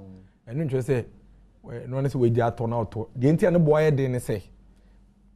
Nkrana amayamaye krefri hono omu nya sa ne manemba ntomu nya do mani akwache fa ako the pressure so the pressure about ntini bo kosoro it is not just a simple issue of meto nchewe wo multimedia ntumi nton nchewe ntimi na me nkoto the next shop the entire next shop ne boy dey one next shop because sometimes we need to be fair to the people and again you think I don't know this no but you didn't make that point you didn't make that point no but the submissions now or say when you know Yankasa.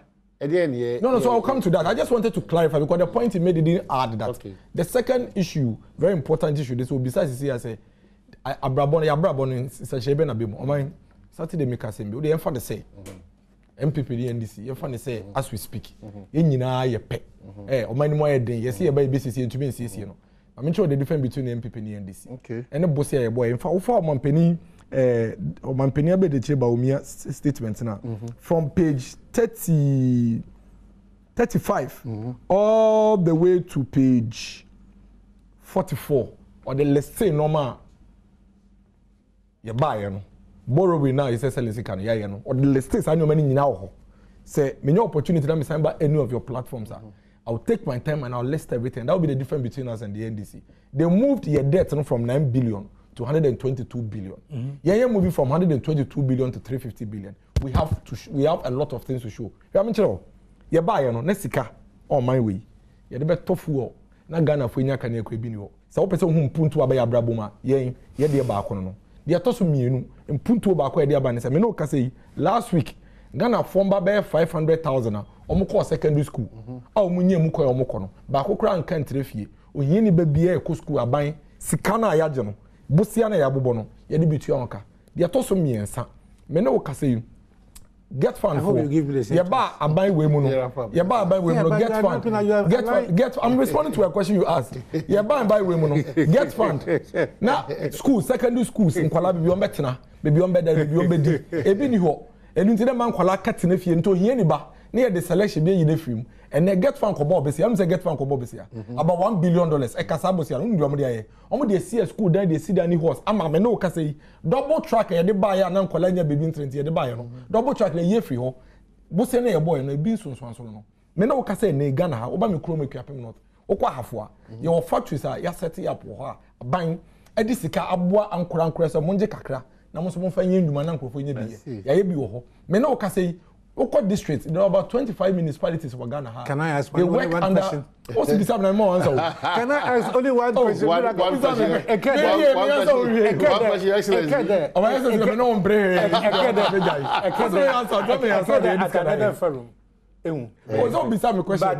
Are you saying that? Yeah. So man here mamukwana. Yeah. That menka NDC. You know I don't do that. Yes. So yenka NDC asama. Unya binka. Yeah, bibinka. For your 120. For 120. You see the challenge in the conversation now is that who deserve the amema yena make me the action. No. Why no? That's all yes. Maybe it's a question. There's a question. There's a question there. And yes, if I oh yeah, no question there. Oh, yes, baby. Yeah, but Terry, Adrian, what's up, Memo?